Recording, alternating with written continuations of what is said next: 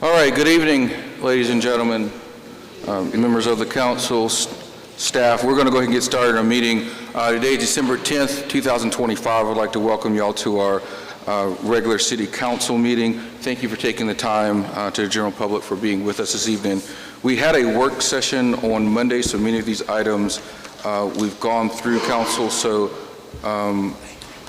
we will go ahead and get started with the proceedings. So, Madam Clerk, if you would not mind calling a roll, please. Yes, Mayor. Mayor Owens. Present. Councilmember Ron Davis of District 1. Present. Councilmember Michael McNeely of District 2. Present. Councilmember and Mayor Pro Tem Keisha Jeffcoat, District 3. Present. Councilmember Cassandra Brown, District 4. Present. Councilmember T.J. Ferguson, District 5. Present.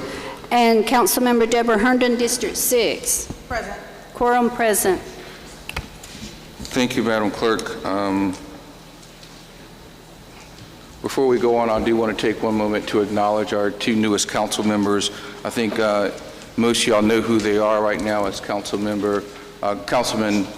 Michael McNeely from District 2 and Councilwoman Cassandra Brown from District 4.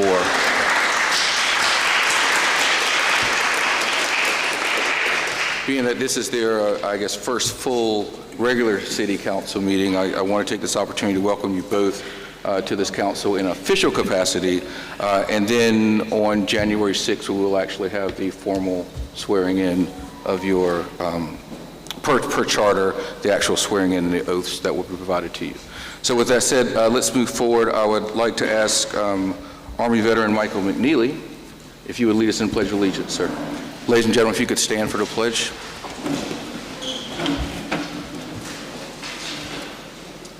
I pledge allegiance to the flag of the United States of America and to the republic for which it stands, one nation, under God, indivisible, with liberty and justice for all.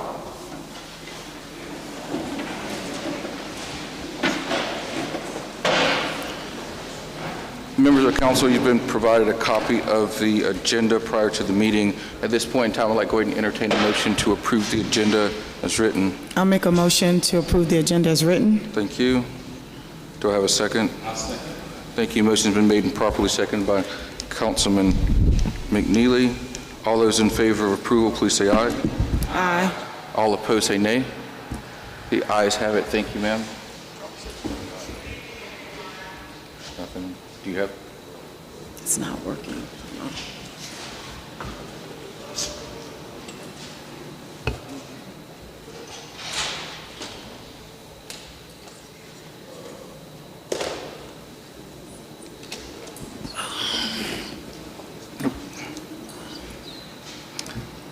We're going to move now into a public hearing section. We have, I think, 3 items for public hearing. And with that, we have Director Hughes here tonight with us. Welcome, Mr. Hughes. Good evening, Mayor and Council. For the record, my name is Michael Hughes, Mableton Community Development Director. The first item for your consideration is REZ 2025-05. This is property located at 4470 Floyd Drive. Chris Wheeler, who's our planning and zoning manager, will give you the details. Welcome, Mr. Wheeler. Good evening, Mayor, Council. If we go to the first slide, please. Oh, I'm sorry. Oh, I didn't realize I had control. Sorry, I don't know.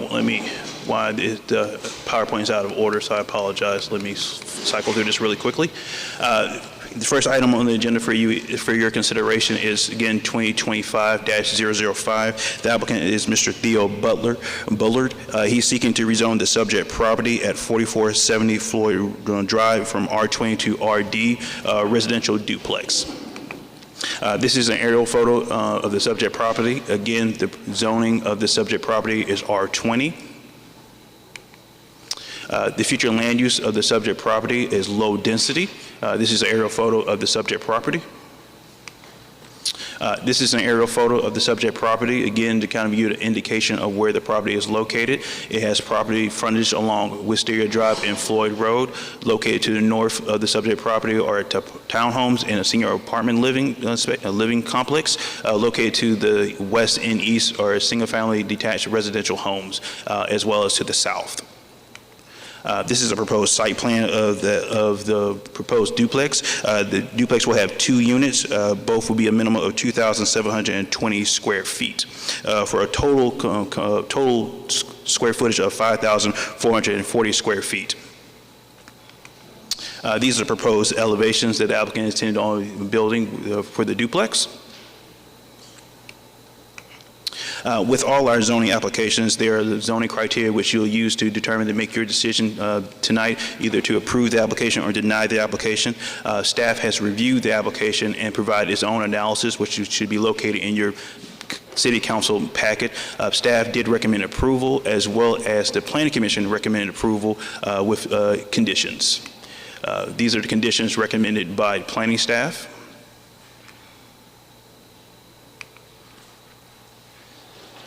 And these are the additional recommendations recommended by the Planning Commission.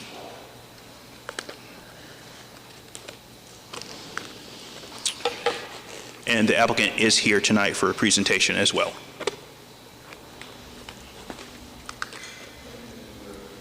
Thank you, Mr. Wheeler. At this point in time, we'll go ahead and open up the public hearing. I do think you said we have the applicant here. What we're going to do is we're going to do the typical those who are in favor of including the applicant, and then we'll have time for those who are opposing this measure. So at this point in time, we will start the public hearing. Sir, you're welcome to approach.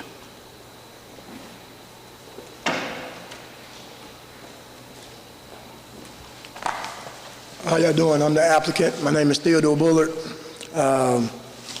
Presented on this matter before. I own the property. I bought this land in April of 2022.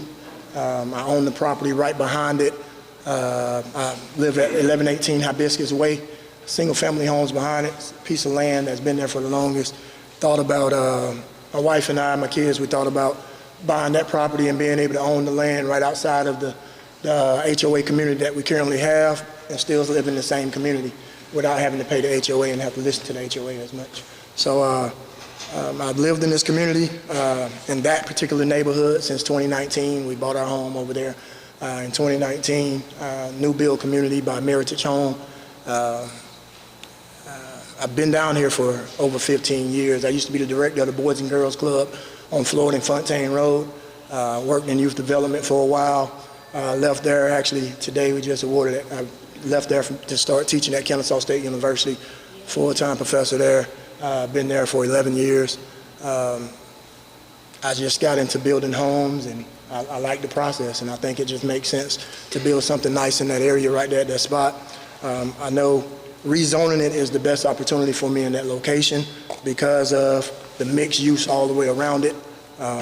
Depends on which way you're looking at it. I look at it as the house being faced on Floyd Drive instead of on Wisteria. So when you're on Wisteria, or when you're on Floyd Drive and you're facing it, to the left of me are multifamily townhomes that are zone RA8, RM8 multifamily. And behind me are the homes that I live in are zone RA5, single family, detached homes. Then directly to my right is R20. And then directly in front of me is R20, but I guess it's grandfathered in as a RD, as a duplex. And then directly over to the left is RSL, there's a senior living facility over there. So there isn't any kind of conformity in that neighborhood. So that's why I thought building another duplex in that neighborhood and having something aesthetically pleasing and something nice where we can have some kind of affordable living in the neighborhood. If I'm not gonna live there, I'd rather have a duplex there that's going to be nice and affordable, because nothing is affordable down here anymore. We can say it is, but $2,000 two-bedroom apartments are not affordable. And so if we can come up with something that can be affordable, I think I would like to do it.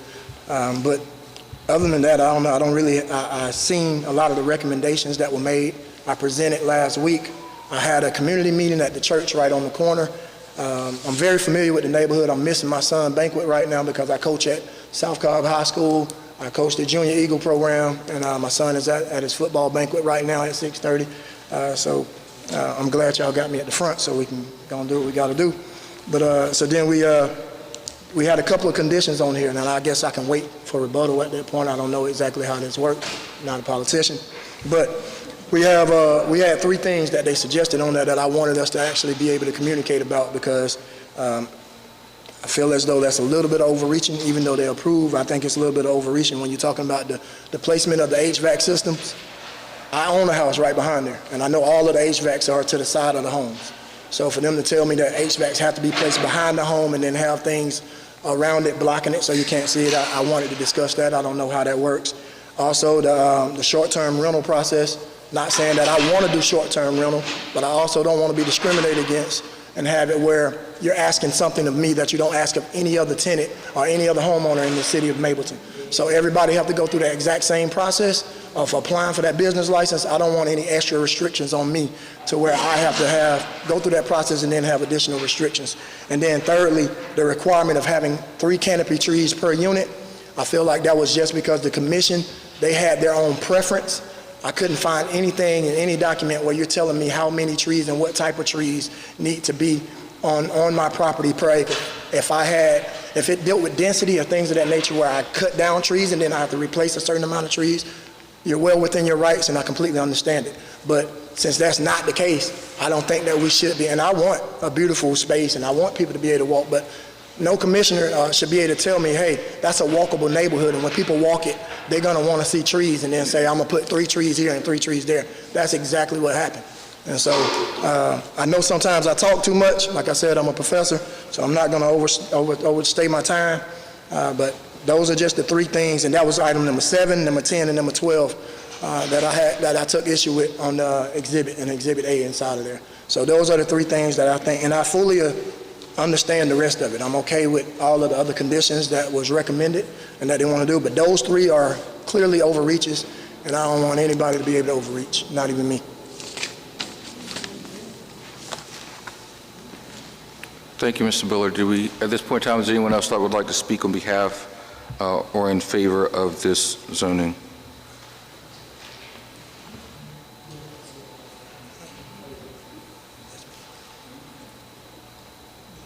Last call, is anyone that would like to speak on behalf of this zoning hearing? If not, we'll move to those who are opposed to it. If there's anyone opposed to this zoning hearing, please approach the podium at this point in time.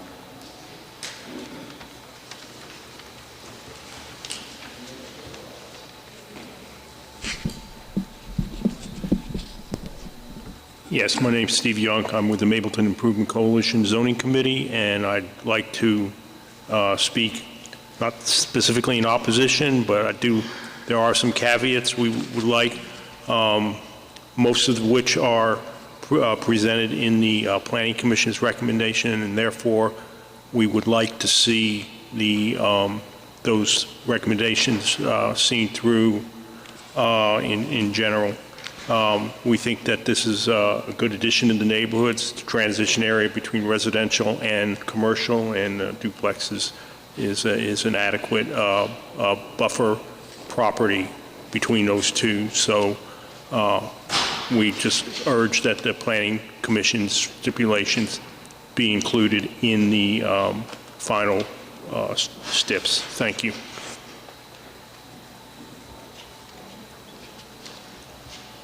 Thank you. Is there anyone else that would like to speak in opposition of the zoning hearing?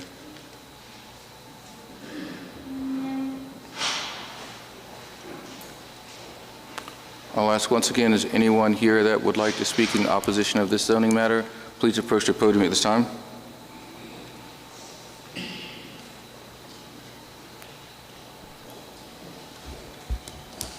Hearing none, we're going to go ahead and move. Oh, Madam. Oh.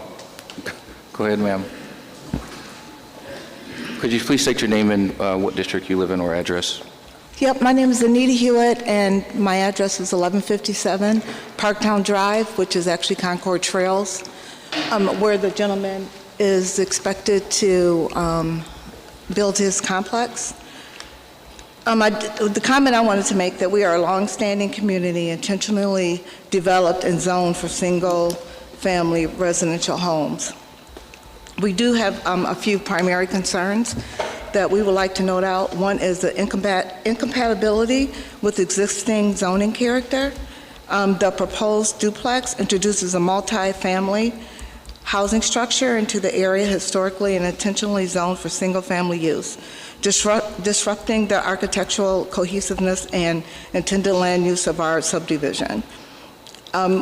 We can't say that we have facts around this, but we don't want it to negatively impact the property values because it's going to be a departure from the zoning. The other thing is, outside of this, which is another Mableton problem concern, is the increased traffic and traffic concerns.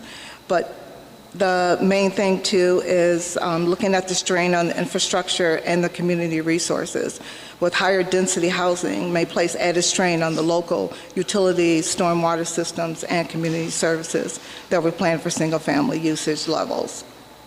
And do you want to add anything? Yeah.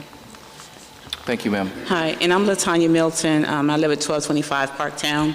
Been living there for 9 years when the development actually came.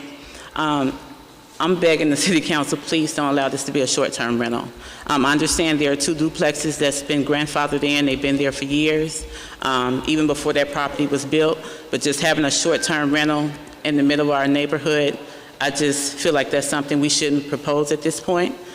Even though they may not be custom homes, but they're our homes and they're our neighborhood. It's a very safe neighborhood. We don't have a lot of break-in. You may have some porch pirate thieves that take your packages every here and again, but I think that's just people that's passing through. We just want to know who's in our neighborhood. And when you have short-term rentals and rentals, you don't know what you're going to get.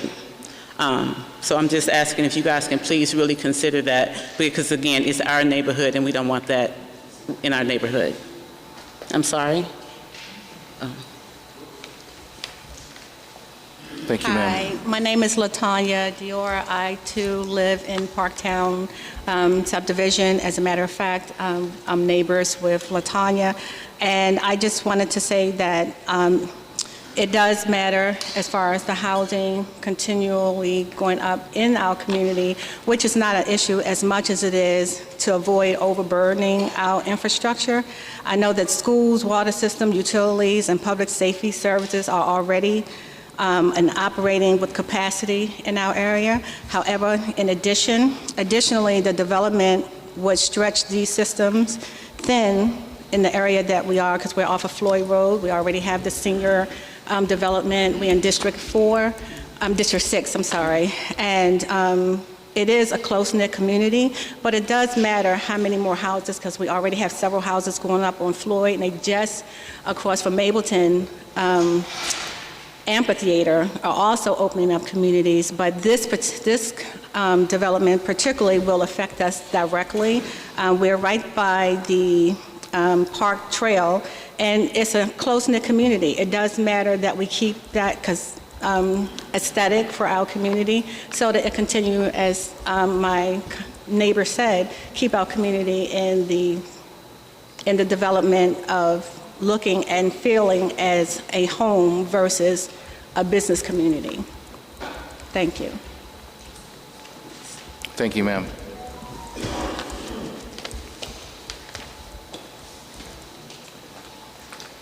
Mr. Villa, before you step back up, I do want to take an opportunity to anyone else who would like to speak in opposition of the zoning matter.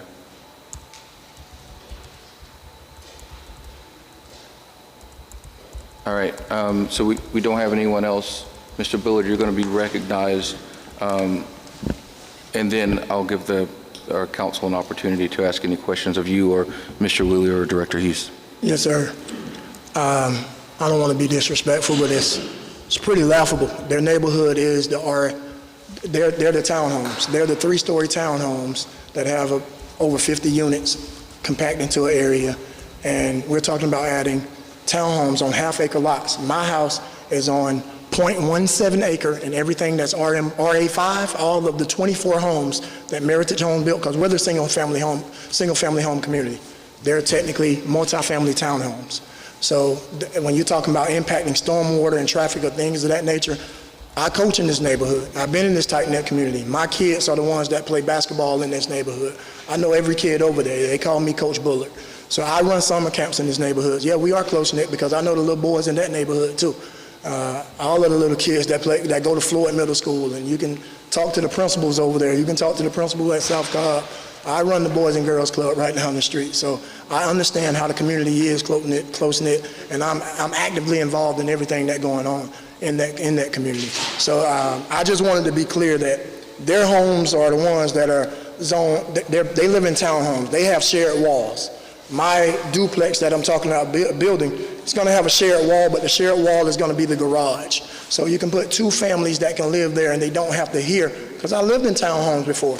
I lived in townhomes right here on Oakdale Road before we bought the house over here. And I didn't like the fact that my son's room was next to my neighbor's master bedroom. So you know what they hear sometimes. So, so their community is in that fashion. What I'm building is not in that fashion. The only shared wall is the garage wall next to it. So you will have two separate homes there. It's not really adding anything, because if you're talking about adding to the stormwater, adding to the traffic, technically every house over there in that neighborhood is on less than half an acre. It's on 0.25, 0.17. So we have 25 homes, and it's not a development. This is technically a single family location, and you're building basically 2 units on one property.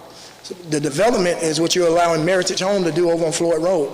The development is, you talking about what's impacting the community and what's causing us to have more kids in our school, is when you take right there behind Chase Bank and let them build next to Kroger all of those homes. Then you let Meritage build across the street. So you talking about traffic. Two families are not going to add to the traffic in that neighborhood. But when you got 30 new homes across the street in an area that was probably only 3 acres, that's adding to your traffic. So that's what you should be opposing. You shouldn't be opposing trying to put people in your community that's trying to help your community. But other than that, I don't want to be disrespectful, but the people in that community let their dogs come and walk in my community. The people in that community, because they don't have canopy trees on their land, because they don't have any backyard, they don't have any front yards, and I'm just speaking it because I don't get to say it any other time, they're the ones with no greenery. They're the ones who have to let their dogs live in the house and then come walk on my open land right across the street and pooping in my yard, and I got to get it cleaned up. So I don't want to be rude or disrespectful, but I'm just being honest. I know I got my time. I just want to tell you that's what they doing, and then they coming back talking to me. Talk to them 50 people in your neighborhood. Thank you, sir.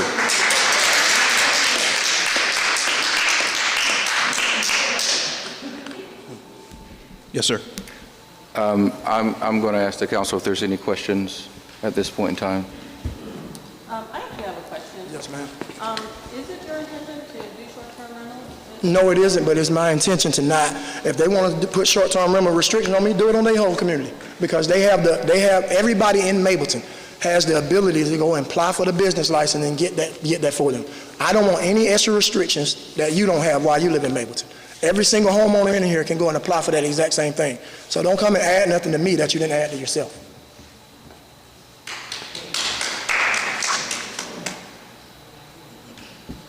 The floor is yours, sir. Hello. Yes, ma'am. Mayor, when Mr. Wheeler was doing his presentation, he just referenced the stipulations of the Planning Commission. Yes, ma'am. Could y'all make sure y'all say those and get them in the record? Because it's up Sure. there, but nobody's mentioned Yes. it in detail. Mr. Wheeler, would you please go over the I stipulations? printed off the There's an copies if hour. y'all need it. I printed off copies. I didn't know how many of you guys were going to be here. We have it in the record. It's It's just in the record. nobody You have has it. That's not mentioned what it. she's saying. Sir, we have it in our records. We just want it mentioned for the recording and the record of the minutes.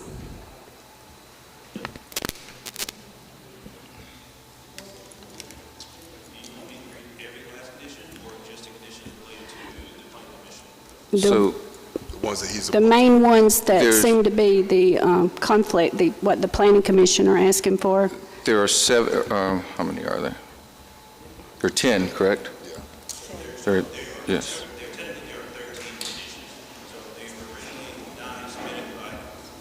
Speak.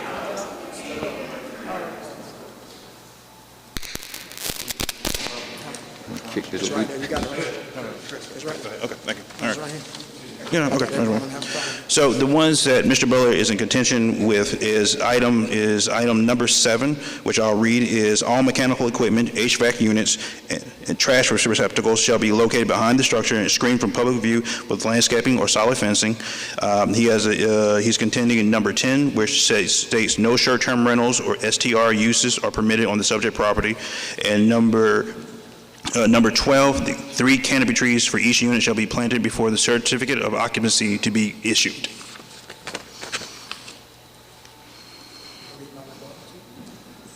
No, just.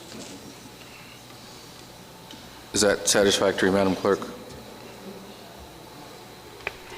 Yes, Mayor, I'm going to refer to the presentation in the minutes. I just wanted to make sure these were on the record officially. Thank you.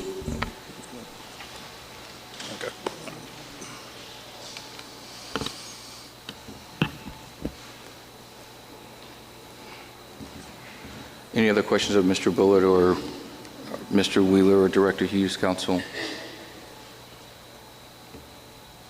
Mr. Bullard, what was the reason for there being 3 canopy trees?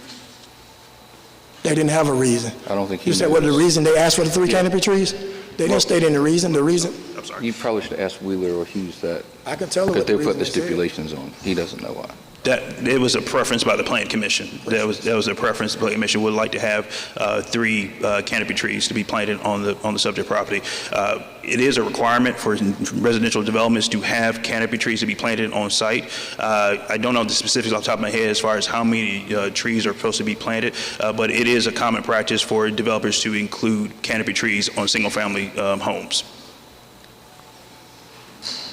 Single-family homes. I'm sorry, sir? On single-family homes. Yes, sir. Yeah. So, I have a question. Yes, ma'am. So I want to just clarify around the elevation.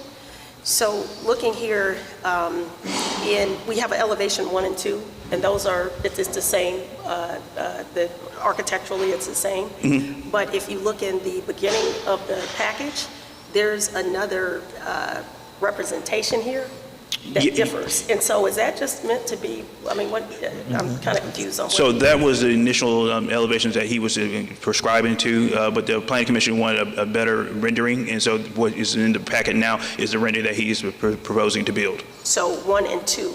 Yes, ma'am. Okay, thank you. Mayor, I'm sorry.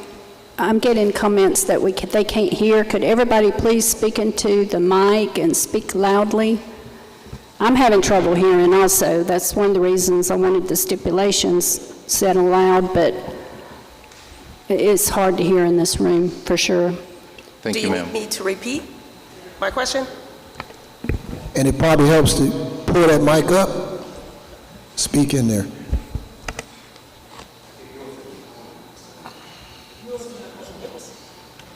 Can you hear me?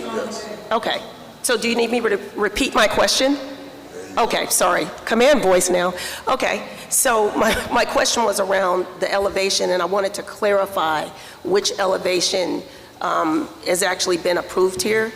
And it was explained that what's listed here is elevation 1 and 2. That is the accurate depiction of the elevation.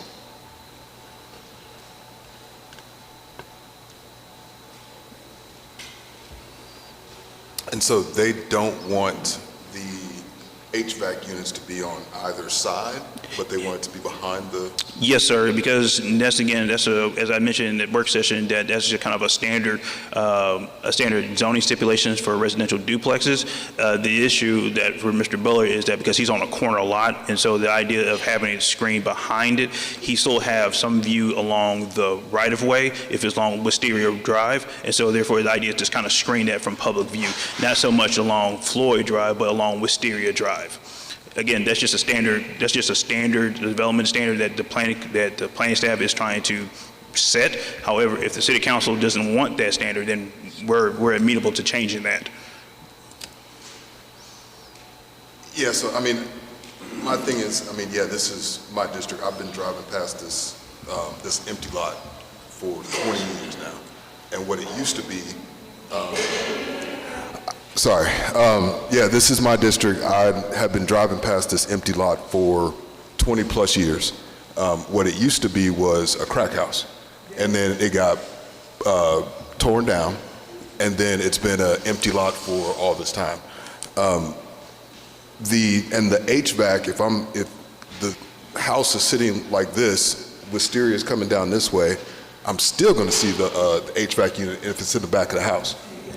So That's why, again, the screening from public view. for screening. So then I should be able to do it on the side too. So we need to figure that out.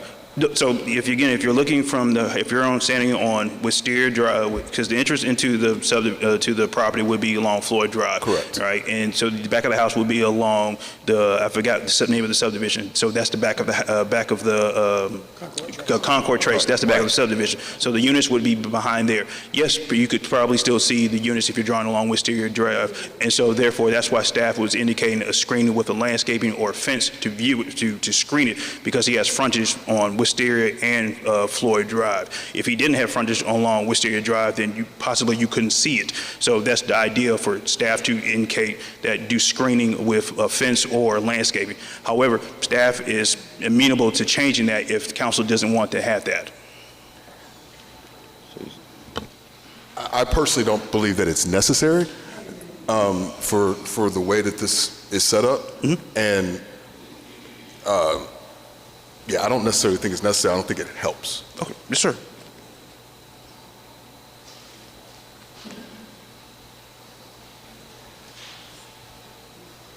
And last question was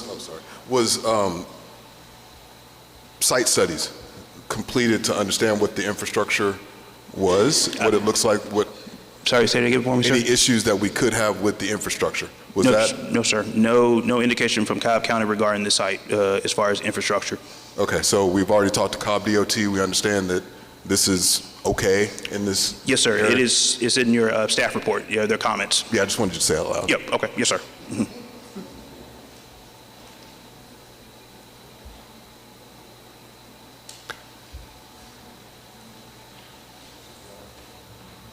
I'm good with this. Anyone else? Council, any questions?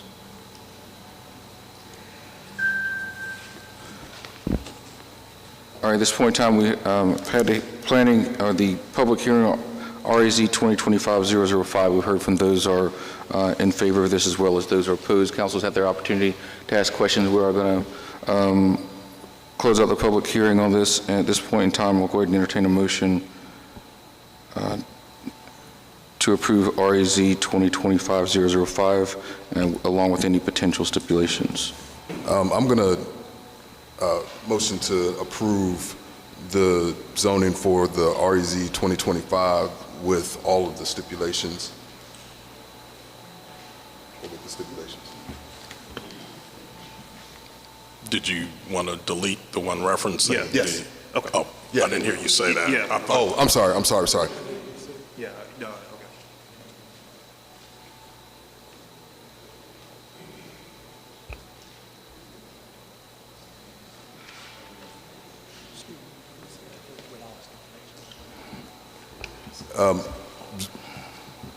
Restate that. I'm going to submit a motion to approve REZ 2025 and 005 and omit the AC unit situation. If the stipulations are numbered, it might be. It's 7. Go ahead. It's 7. Yeah. And 10? 10, okay. Yes. 7 and 10. Yes. 10 is the canopy trees. 12 is canopy trees. Oh, no trees. No. Not 3.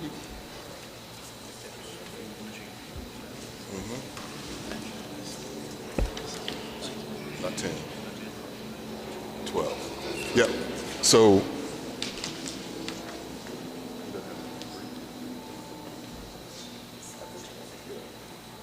yeah. All right. We're going to do this again. How about that? Motion to approve REZ 2025-005 with the current stipulations omitting number 7, which speaks to the HVAC units, and number 12, amending that to say at least one canopy tree.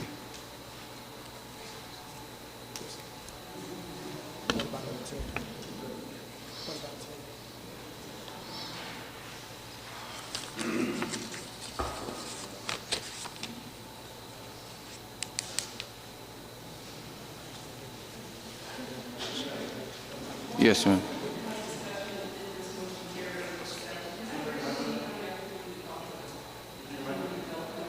Indeed. Yes, you can, ma'am. Director Hughes. It's okay, Director Hughes.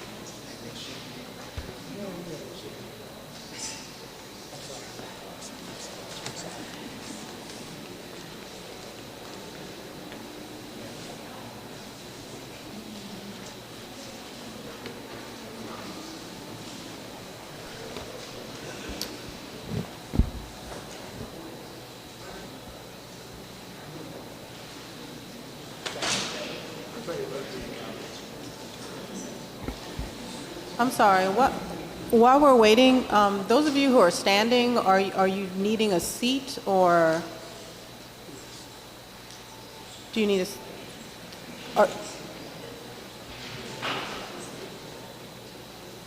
do you need a seat, sir? You're good? Okay.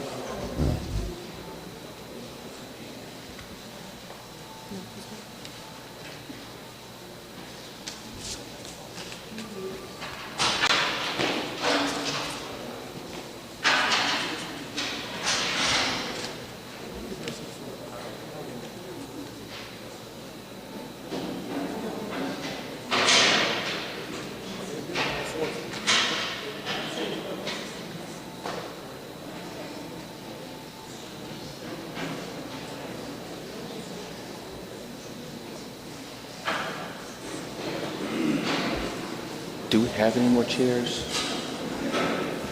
Did people go get more chairs? Did they go get more chairs? Yeah, well, there's chairs are going to have people who have extra seat to stand, to put the hand up so they can sit down. But it looks like everyone's sitting. Okay, okay.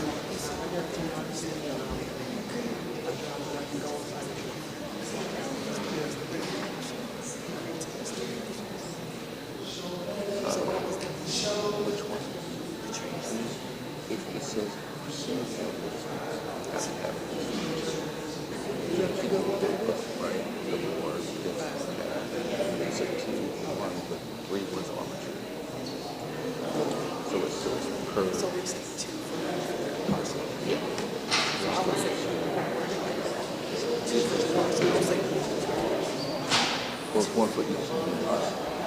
Two people, please. I think, because that's how it reads in here, I think.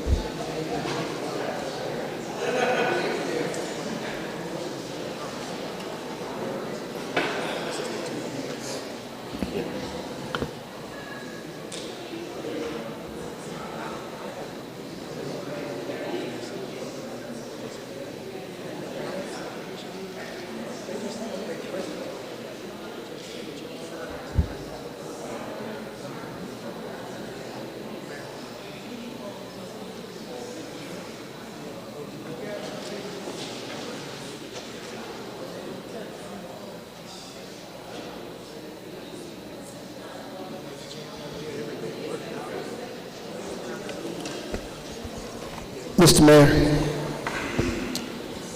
Yes, sir. Because of certain discussions and some technical concerns, I would ask that the council defer this decision until the end of the night, until you all have a chance to discuss it in executive session. kind of where I thought we was going to land on that.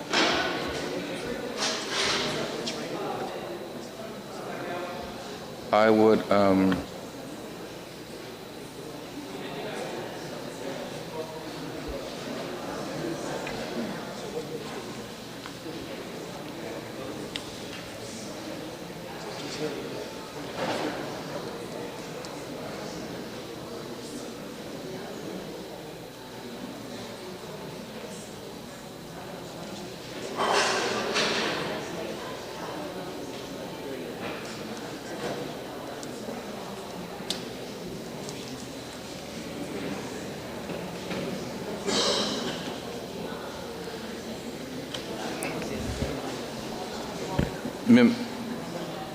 we're going to, members of the council, upon conference with the city attorney, as it relates to this, what I'm going to ask is I'm going to entertain a motion to go into executive session right now, briefly, just to discuss this specific hearing case or matter before we proceed. I know that I'm cautious of everyone's time and what's going on, and delaying this to the end of the meeting and then after executive session, I don't think is in the best interest of anyone. So at this point in time, I'll entertain a motion to go into executive session for real estate litigation and personnel. Second the motion. Thank you. No, you're making the motion. Oh, I'm sorry. I make a motion that we move to executive session I second. for discussion of litigation, real estate, and personnel. Thank you, ma'am. I second. Motion's been made and seconded by Councilman Davis. All those in favor of going to executive session, please say aye. Aye. Aye. All opposed, say nay. Ayes have it. Thank you. All right, council, let's make this quick. We're going to step right outside. Council, we're going to step outside through these doors to my right.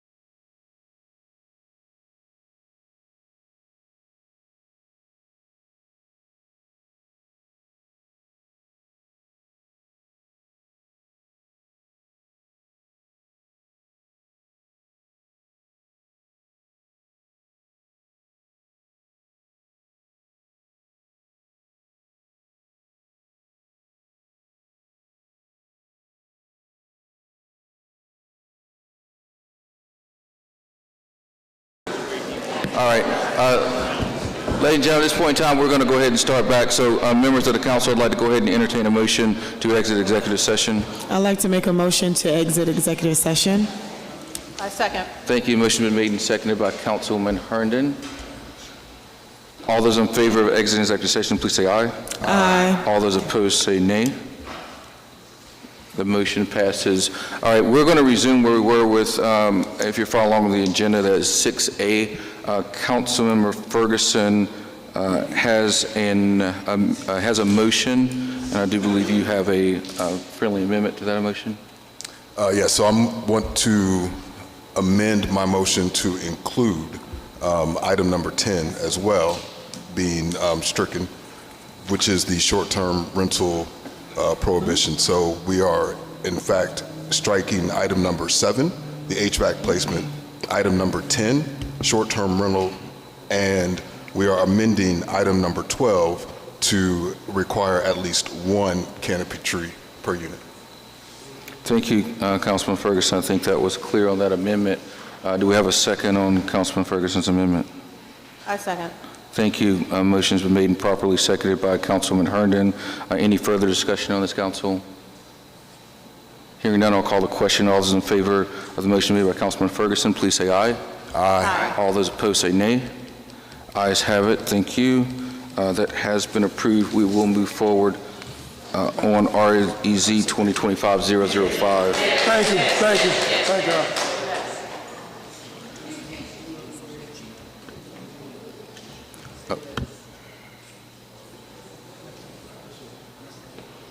Okay, sir. How are you?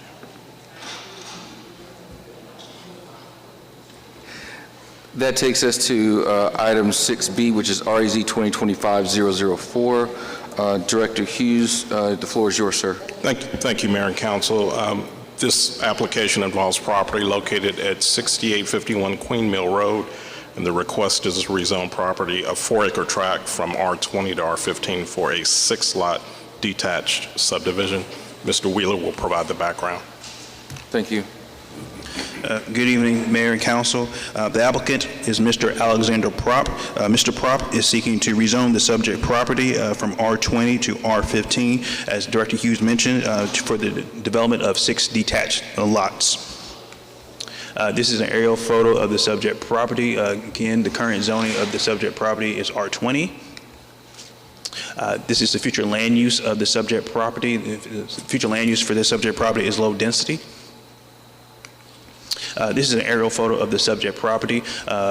There was, again, I apologize, IGIS did not update a most accurate or more recent aerial photo. The single-family home on the subject property is no longer there. It has been demolished. This is a submitted site plan the applicant has submitted for consideration. Originally, the applicant did have 7 lots. However, going through Cobb County review comments as well as comments from the public, the applicant decided to revise his site plan to show 6 additional lots. His detention pond was showing closer to Queens Mill. However, he did revise his site plan to push it inward towards the actual development. With this revised site plan, the applicant is requesting a variance as well to the front yard setback to reduce the 35-foot yard setback to a 20-foot setback. For all lots. Yes, sir, for all lots. I apologize, for all lots. These are the proposed elevations the applicant submitted. These are the proposed elevations submitted. The applicant has indicated that he has agreed to a stipulation of 25% brick elevation to the front and side.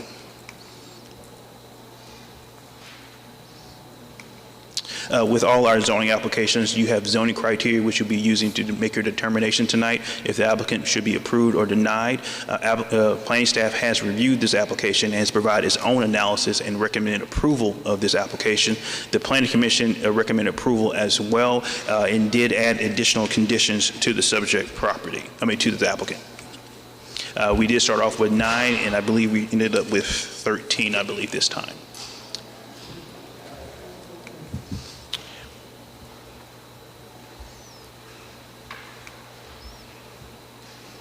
Thank you for that, Mr. Wheeler. Yes, sir.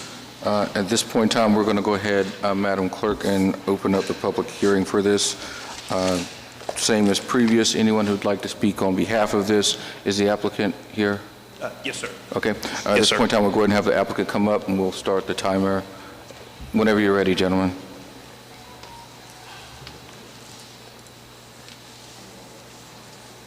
Good evening. My name is Greg Scotchy. I'm a civil engineer, and I've been helping the owner, Mr. Prop, through the planning process. And I would like to provide a little color to our variance request, going from the, I believe it was 35 feet to 20 feet for each of the 6 lots.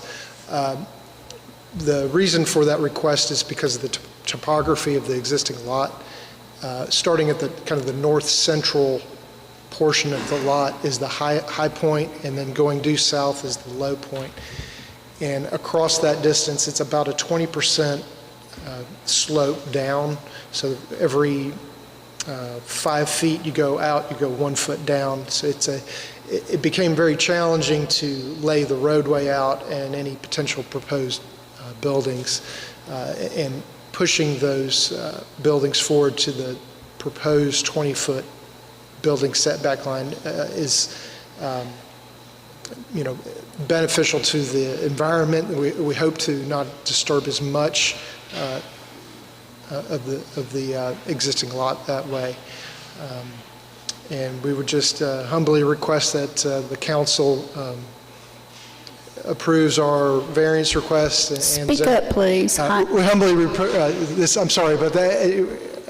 humbly request the council approves our request for the variance and the zoning change from R20 to R15. And with that, I'll give it to Alex. Thank you. Good evening. I just want to say in short that we are accepting all the additional stipulations that we received from the Planning Commission, and they have had a chance to review it very thoroughly because it took like 2 cycles at least. But so everything, we are in total agreement with all the recommendations of the Planning Commission and the staff. Thank you. Thank you, sir. At this point in time, is there anyone else that would like to speak on behalf of this zoning matter? Please make your way to the podium.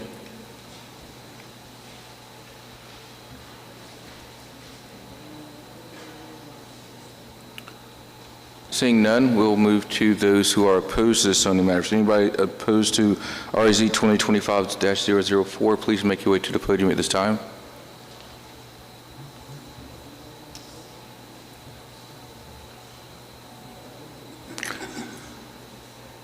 Madam Clerk, seeing none, we're going to go ahead and move back to... I think they can't hear.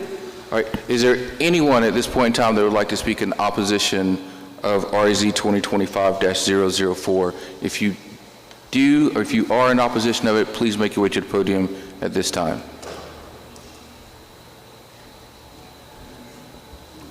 All right. It is clear to me by looking that we do not have anybody that's opposed of this, at least that's not here tonight. Therefore, Council, we're going to go ahead and open this up to, if you have any questions of the applicant, Mr. Wheeler or Director Hughes, you have the opportunity to do so now.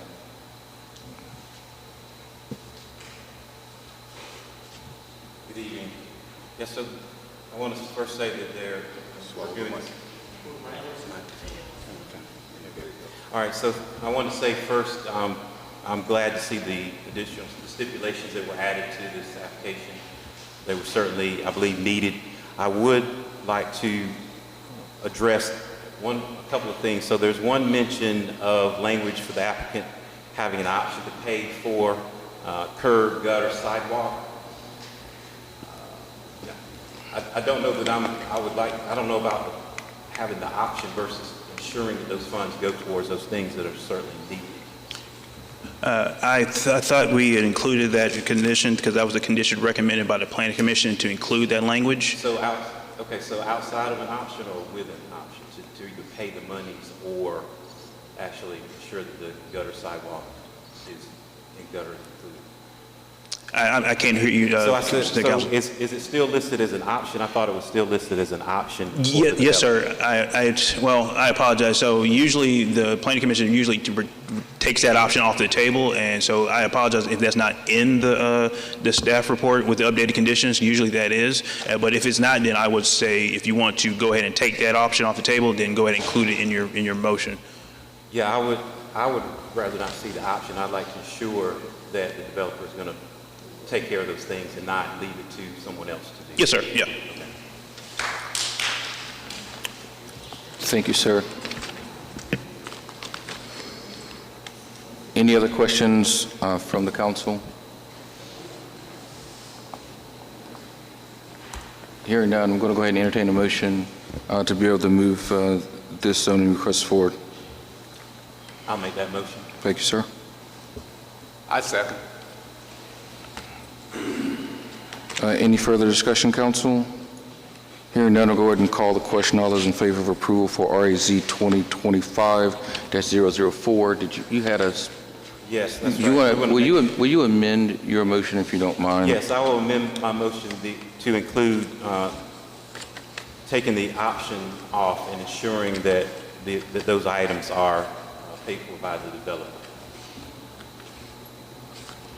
Can you stipulate exactly what that is for the record? Yes, so that would be for curb, gutter, and sidewalk. So I'll make the motion to approve with that stipulation that's stated. Thank you, sir. Do we have a second on that? I second. Thank you, Councilman Davis. Any other discussion? Hearing none, I'll call the question. All those in favor of approval of the motion made by Councilman McNeely, please say aye. Aye. All opposed, say nay. No opposition, the ayes have it. Thank you. Thank you, sir. Congratulations, gentlemen. Director Hughes, let's move forward now to item 6C, which is RAZ 2025-006. Yes, sir. Can someone advance the slides? Second? This actually is being deferred. It's on the agenda, so I'm going to let him say that. Yeah, the application is being deferred until January 2026. Thank you, sir. The applicant requires additional time to make some adjustments to their plan based on some feedback they got from the community. I appreciate you. Let's go ahead and move to item 6D, which is OZI 2025-004. Yes, sir. This is property located at 2480 East-West Connector. The applicants are requesting permission to construct an accessory structure in excess of 1,000 square feet. Just for reference, this is the old Regal Theater property that's on East-West Connector. Mr. Wheeler is here and will provide the background. Good evening, Mayor and Council again.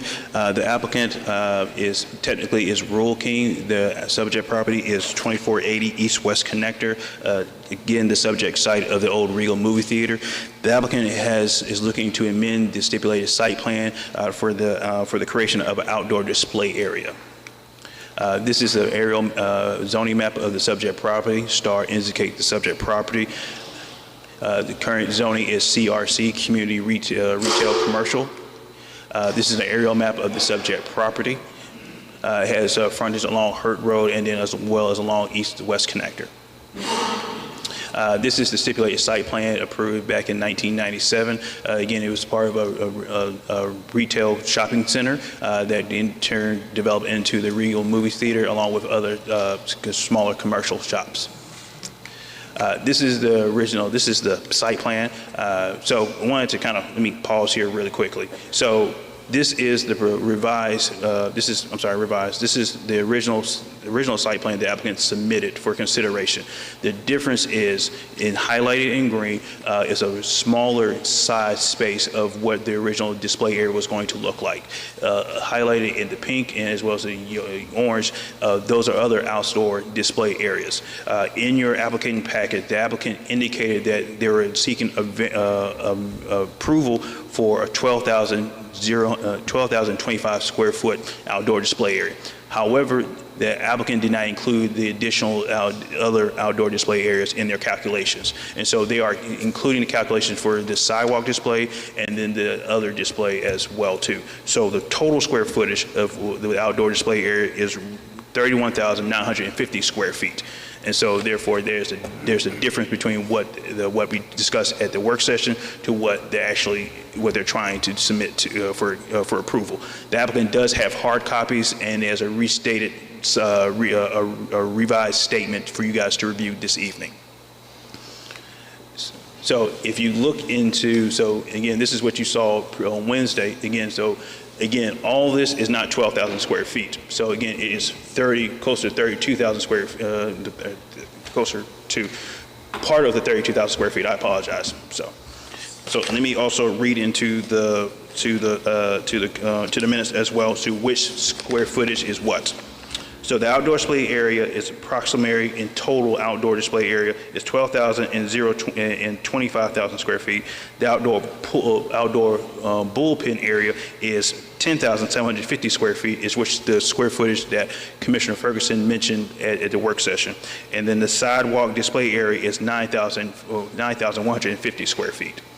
So right now, what I have on the screen right now indicating is the outdoor display areas, the outdoor displays area, that's approximately 12,025 square feet. And the next slide is the outdoor bullpen area. So that is a total of 10,750 square feet. That is the proposed fence they're using to fence in the bullpen area. The picture up to the top, that is if you're standing at Hurt Road and you're looking onto the site. That is where the locating of the bullpen area is going to be located at.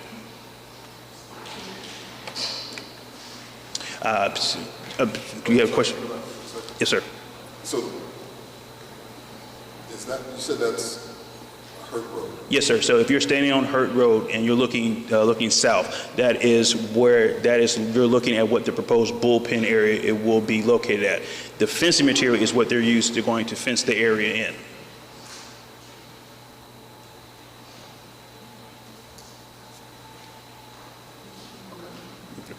I can go back really quick to you as well too. So the other outdoor display area is going to be, if you look at the site plan, if you see what I've highlighted in green, if you can see the two tree islands, that area from that tree island to the other tree island is the location of where that area will be. And then if you look to the southern, if you look at the bottom picture, that is going to be the display area along the western portion of the property, along those parking spaces.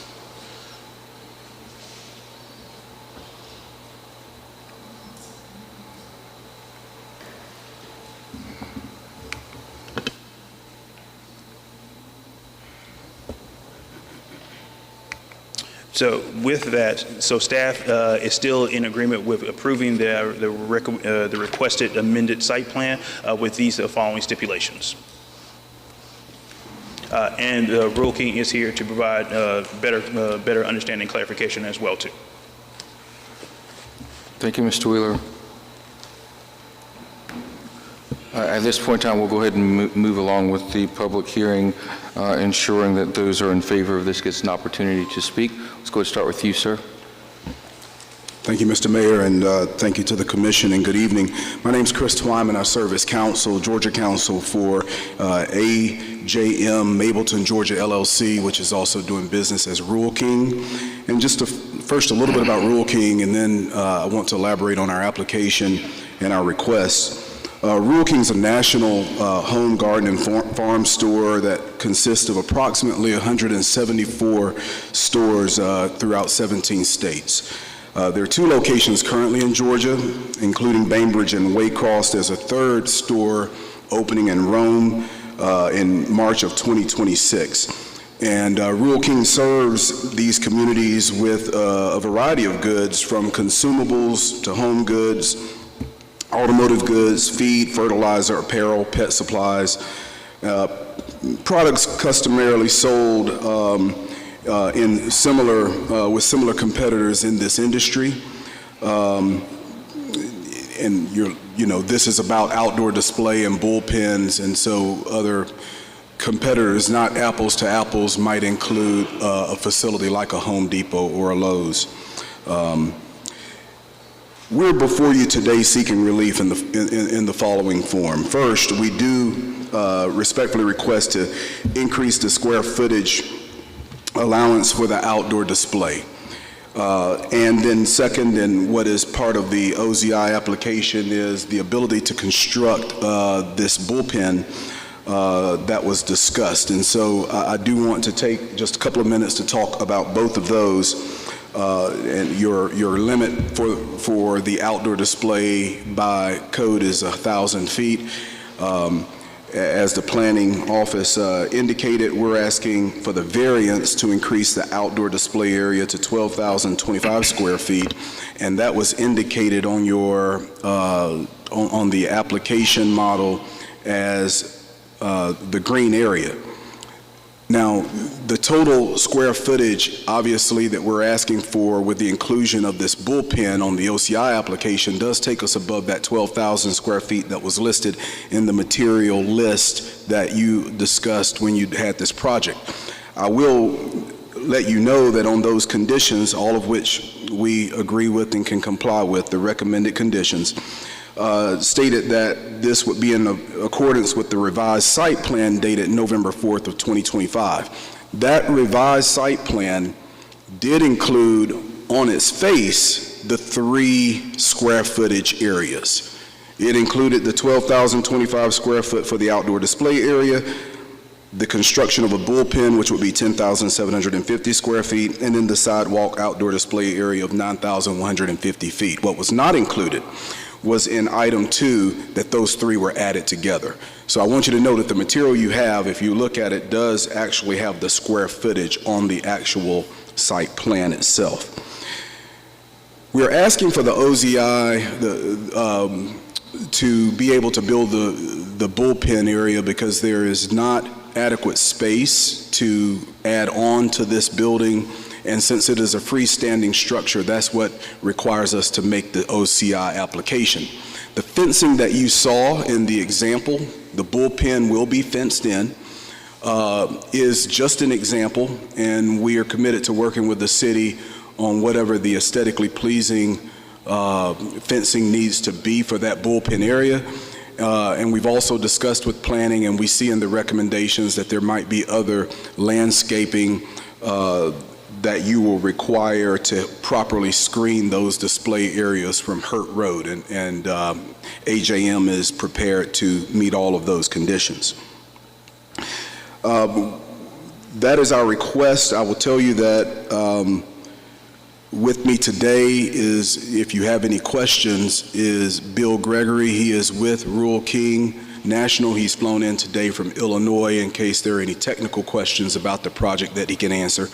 AJM purchased this property in March of this year, so they own it in fee simple. They are committed to this community, and they've already started to make substantial improvements to the property, not getting ahead of any approval you would make, but this was a closed theater, and so they've taken steps to start substantial improvements to this former movie theater, including certain security upgrades in the area. For the longest, it was a dumping site. They've already put a lot of money into trying to clean it up. And so we think with Rural King coming to this community, it will not only be a boon for the community, bring in between 80 and 100 jobs, but it will also help beautify that area there off of the East-West Connector. And I'll yield back at this time. Thank you for that, sir. Would the owner or representative like to speak as well? I can introduce myself. My name is William Gregory. I'm here as a representative of Rural King. We would just like to say that we're excited to be able to be considered to be a part of your community. It's a growing company. We've expanded into Georgia. We started expanding into Georgia last year, and we're looking forward to this opportunity. And as Mr. Twyman had stated to the council, we've met with the zoning enforcement office, and we're willing to work with you as far as the requirements, as far as what you need in order for us to make this beneficial for both sides. Thank you. Okay. I appreciate that. Before we go into any questions from the council, I'll go ahead and extend this out. There's still some time. Is there anyone else who'd like to speak on behalf or in favor of this zoning matter, please come to the podium at this time.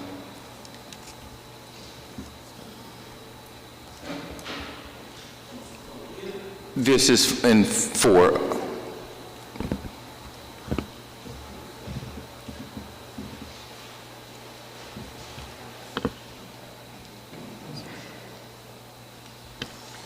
Hello, Council Mableton. My name is Leroy Trey Hutchins. I do serve on the school board. However, I'm only here in the capacity of as a resident of Mableton. I posted this information in regards to Rural King coming. I don't know how I came across the article. It showed up.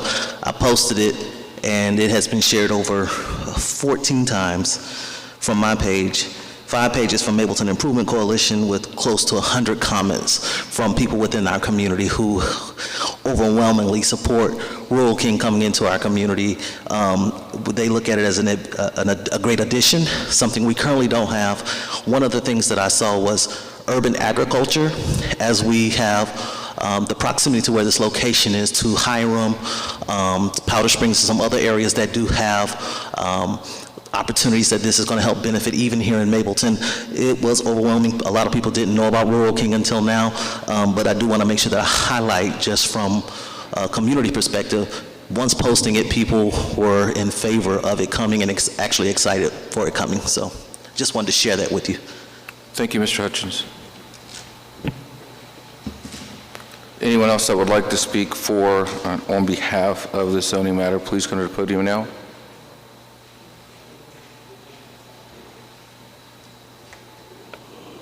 All right, I don't think we have any more at this point in time. Anyone who is not in favor, if you are against or not in favor of this, please approach the podium at this time.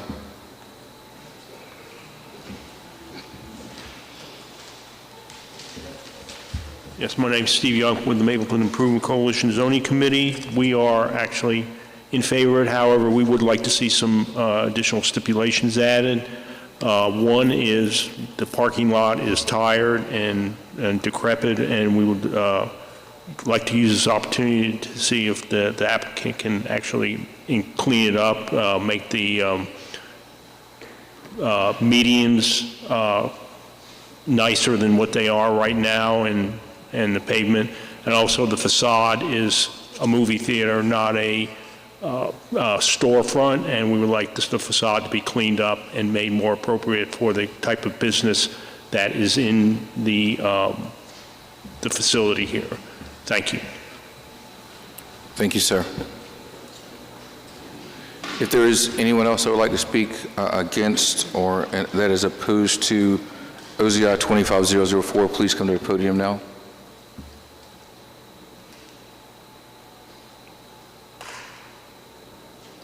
All right, I do not think we have anyone else. Last call. No one else. Sir, you are recognized again if you want to speak in rebuttal to anything that was mentioned. I'll just make one comment from the last concern of the citizen, that there is in addition to the site plan, there's a facilities plan. I believe it's been shared, but it would include a facelift of the facade. And we just respectfully request that you approve the OZI as well as the variance. Thank you. At this point in time, we're going to go ahead and close out the public hearing component, and I'll open the floor for members of the council to address anyone from Rural King or Mr. Hughes or Wheeler. Good evening. So I have a comment. I appreciate the community feedback and input. I'm not familiar with Rural King, so I just wanted to know what piqued your interest about Mableton and that particular location? I think it's mainly just, we're expanding, and we're looking at areas such as this that are places that we look at and say that we can step into a community and make that community better. It's an area that we've been looking at expanding. We found what we feel like is an appropriate location for our store. And so, I mean, we're looking to try to come in and see if we can provide the community with things that they need that they may not have access to already. Thank you. I have a couple of questions. Okay, in terms of like the bullpen and the other areas that you want sectioned off, can you explain to me, because I'm also not familiar with Rural King, what is going to be happening in those spaces? I know one is like a display. Can you explain a little bit more Please about... speak. I'm sorry. Speak loud, please. Can you explain a little bit more about what is going to be happening with these reserved spaces that you're requesting? Part of the spaces are seasonal outdoor displays, things like nursery items, like what we will have. We sell, for example, like if you need plants for your garden or flowers or things like that. So the one area is a seasonal type of thing where, depending on the season, we have outdoor items that would be appropriate for that season. So we also have, like mulch, and we have lawnmowers and different things like that we put outdoors. Just as far as display items, but just generally sort of things that you would picture as far as things that you would use for the outside of your homes, or your yard, or construction type of items, similar. I think he had mentioned that there are things we sell that are similar to like a Lowe's or a Menards or a Home Depot. Those types of things would be within those fenced areas, and then our seasonal displays. Okay, and my next question is, because I had asked during our work session about what the facade is going to look like. I was a little concerned, and I did go online and I kind of saw your, I guess, standard elevations. Is that something that you're going to do? Is it going to be similar to? Yes, it will be similar. I mean, we are going to keep the dome. But we're obviously going to renovate the entire front of the building and make it to look like more like a Rural King with those colors and that design and format. Yes. Okay, and that's something you'll be submitting to the staff at some point in the... Yeah, we didn't realize that you were requesting a rendering until we didn't have enough time to get that put together for the hearing. But yes, we will be submitting that in the near future. Okay. I had one other question, but it just slipped my mind. So, any other council have a question? So I do. So as I'm reading through what you have for Exhibit C, and it speaks to the farm equipment list. Yes. I want to make sure I understand that when I look up, like, say, for instance, a disc harrow, it's this big old thing that goes on a big old John Deere tractor. Okay. Is that what that is? And are you selling? You're not selling. It's probably a smaller. I mean, we sell up to like 55 horsepower, but we are only at this location. We are only looking to have the smaller tractors that you would use for like a large backyard or something like that. But some of those have discs that you can put on those, and yes. Okay, so it wasn't necessarily just about the disc harrow. I'm talking. Because now you're saying that you're not going to go to the 55. Now you're saying that you're not going to go to the 55 horsepower. Well, wait. Let me. I don't have all the numbers memorized. So, whatever's. So the farm equipment list says compact utility tractors ranging from 21 to 55. Is that the? Because we were only going to sell the smaller tractors here.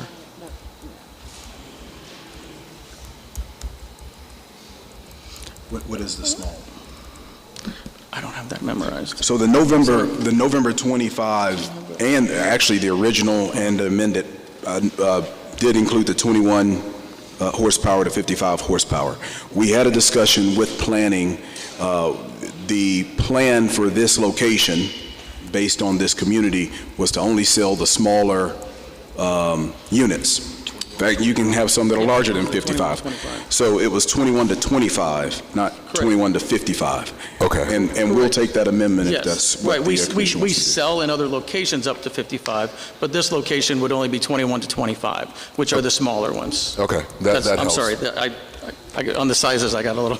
And if you've referenced the website, you can see the pictures or examples of what the 21 to 25 farm equipment will look like. Right, and that makes me feel better. Yes. We're not going to have these big honking trucks out there that... Right, you're not going to have large tractors and large tractor implements. And I do see in the the document, because that's where I was going to go next, where it speaks to the hobby farmers versus the big industrial, Right, you're farmer not, types. you're right. We're not bringing in large farm equipment for somebody that's like farming 100 acres or something like that, no. Okay, I'm definitely interested in the type of fencing you're going to be using. So Right. I know you said that what's in the packet is kind of conceptual at this time. Yes. And you'll have other options. Well, that was what we submitted, and we basically said, I mean, if that's acceptable, then we would use that. But if not, I believe that we had, I don't know, were they submitted the other charter package or no? Okay, because we do have a package of the charter fencing options that have things that provide more screening than what that fence does, which we can use. We had discussed that with code, and we just submitted that as an example of an option.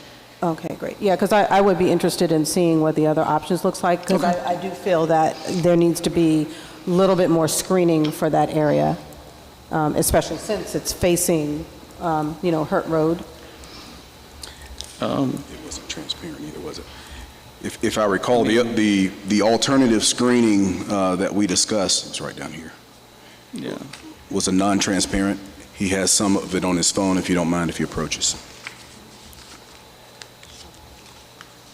Yeah, that's going in the right direction.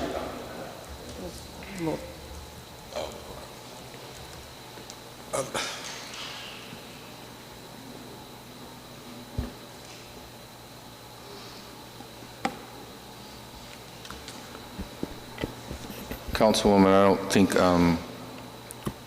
if that's going to be a submission, I would ask that be submitted back to the Community Development Department. Okay. I said that's going to be submitted, whatever was on his phone, if that would be requested to be submitted back to the Community Development Department for their review. Or you could have a stipulation based on that, based on their review. Right, okay, yeah, because the stipulation would be an approved fencing. He gave me another example. It's headed in the right direction. I'm not exactly sure if that's it, but I want to see what the other options would be. So I don't know how we could phrase that in terms of a stipulation. I'm sorry. And if I can add, we understood under what we saw as the proposed recommended conditions, the second bullet point under 1, which just says that prior to issuance of the certificate of occupancy, additional landscaping may be required to screen the display areas, and we would include whatever the recommended fencing is for the bullpen as part of that requirement under revised site plan.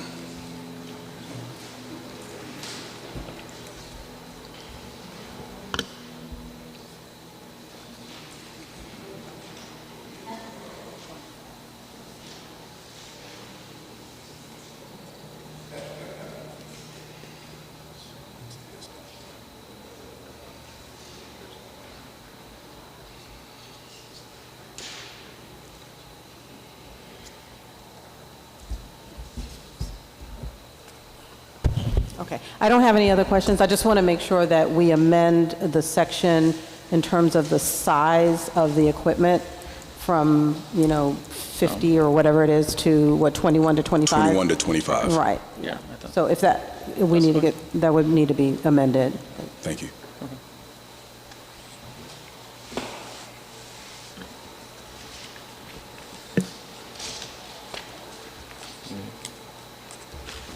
Do you have anything else, Mr. Wheeler?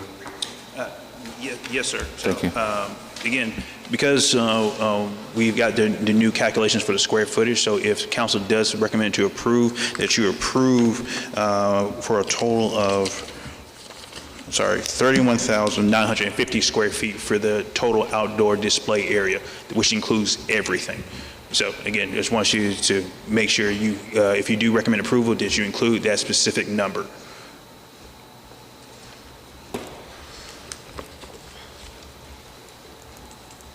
Thank you.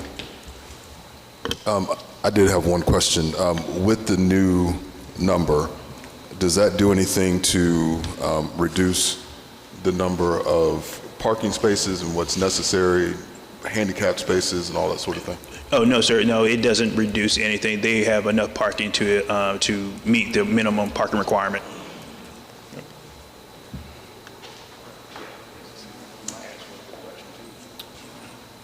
My last question, I thought I didn't have any more questions, but since the Mableton Improvement Coalition mentioned about maybe making the outside of the lot look better, is that something that you all are actually considering, or no? We had not contemplated any changes to the parking area. Because we were not reconstructing the parking area, we were only going to construct the bullpen, which is on that side, and then take a few of the parking spaces for the outdoor display area in addition to the sidewalk. But we had not, we didn't have any plans for construction of the actual parking area. Okay. With that, sir, I want to be clear about not having construction, but having general accountability for the cleanliness and the upkeep of the area. You mentioned before, I know personally there's been some issues there with dumping and just some unsightly activity that was there.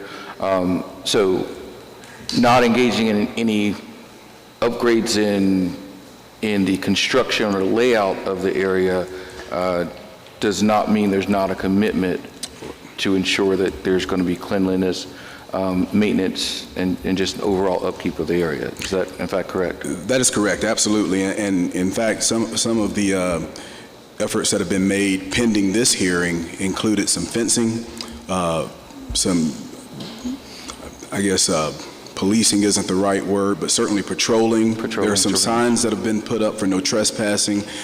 Campers, tractors were parking there, and obviously with us having fee simple to the property, we've demanded the removal of those. I know that Bill has, Mr.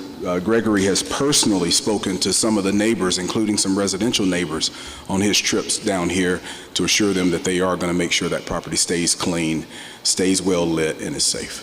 So we can imagine a well-lit place, some beautification efforts, mulch, maybe some flowers across there. I mean, there's a big parking lot, but there are areas that need some sort of maintaining in those spaces. I think painting along the curbs. Yeah, I think this council can expect that if approved, you're going to see some aggressive and quick measures to bring that property online. Thank you, sir. Thank you. I have one last question. Did the Planning Commission approve this with the numbers that you're presenting to us today? No, sir. Because this is a other zoning agenda item, this does not go before the Planning Commission. This goes before the City Council only. This is what I would call a change in conditions, because this property has stipulations associated when it was rezoned. So only the City Council can adjust stipulations. So therefore, anytime an applicant wants to change stipulations, it will go through what we call a other zoning agenda item process, and that goes straight to the City Council for consideration. So, and these are, this was approved, like, when was this zoning case heard and where was it heard? So this was at the commission? Yeah, this was approved by Cobb County, and I want to say in the late 90s. I can't give you anything closer. 1997. Yeah, 1997. And so there were a set of conditions that guided how that property was going to be developed. They're requesting to amend one of those stipulations, which is why this is before you now. Right.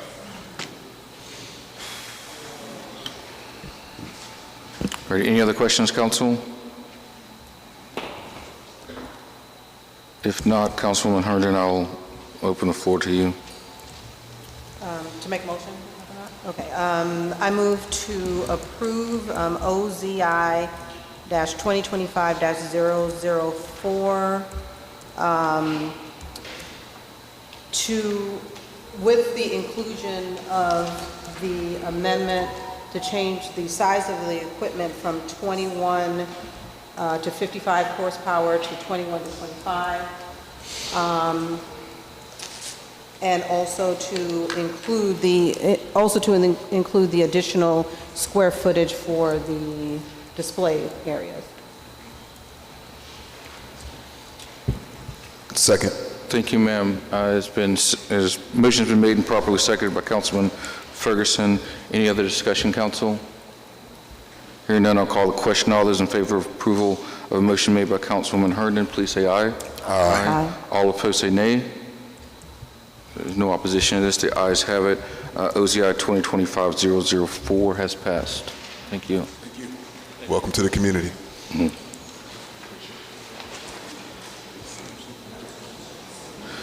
All right, at this point in time, council, that completes our slate of public hearings for this evening. We're going to move forward with our agenda. We're going to go straight to item 8. Item 8 is our appointments. We do have at least one appointment this evening. That appointment is for our code enforcement director. We do have had an open position for a code enforcement director. We went through the normal process. We're going through this process now, but taking a look at different members or people who have applied for the role, we did have quite a few applicants for that. It was whittled down to just a few, and I am proud to say that at the end of the day, it was one of our own employees who will be getting a promotion in this role, who was a previous supervisor. So with that said, members of the council, he has far too many accolades and certifications on his list, but you all have had the opportunity to meet him and speak with him. That is none other than our Jerry Silver, who again I mentioned is a supervisor with us right now. At this point in time, I would like to make a nomination for him to be the next code enforcement director for the city of Mableton. Do I have someone willing to make a motion to support my nomination? I'll make the motion to support that nomination of Jerry Silver for director of code. Thank you, sir. Do I have a second? I second. My left ear or right ear, I don't know. Councilwoman Herndon's made the second. Any discussion? Hearing none, I'll go ahead and call the question. All those in favor of approving my nomination for Jerry Silver to be the code enforcement director, please say aye. Aye. All opposed say nay. The ayes have it. Congratulations, Mr. Silver. Congratulations. If you would like to say a word, sir, you may approach the podium. You can tell them about some of the certifications you got too, sir.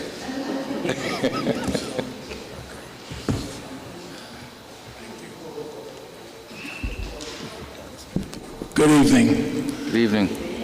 I have been doing this job as code enforcement for over 25 years.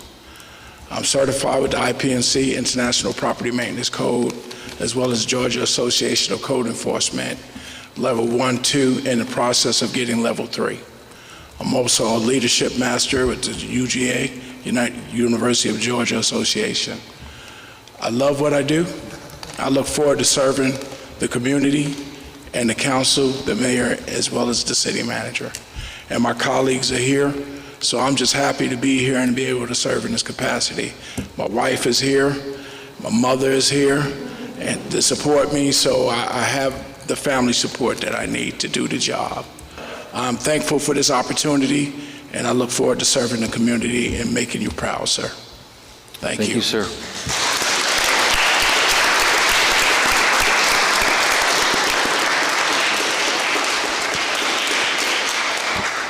You know, Council, I just want to take a note to say as we continue to grow as a city, we continue to recruit people from across the metro area, from across the state to come here and work.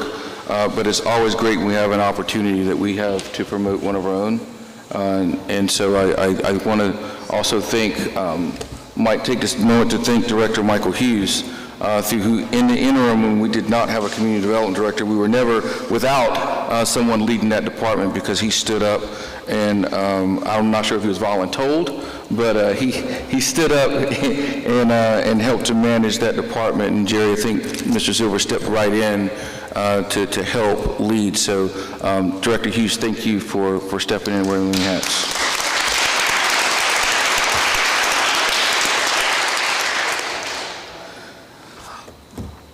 All right, this takes us to our, we do not have any board appointments, is that correct, Madam Clerk? I have not had any submitted to me this week. Thank you, ma'am. With that being said, we'll go ahead and move to our public comment section. I'm sure you have some public comment cards for us this evening, ma'am.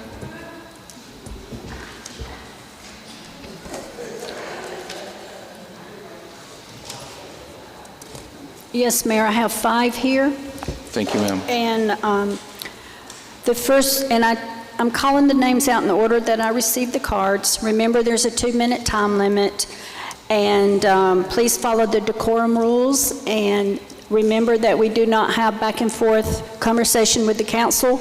As you see, we have a lot of business to take care of, so we can't comment, or we'll be here till midnight probably. So the first person we have is Monica Delancey, and following Ms. Delancey is Jolie Elder.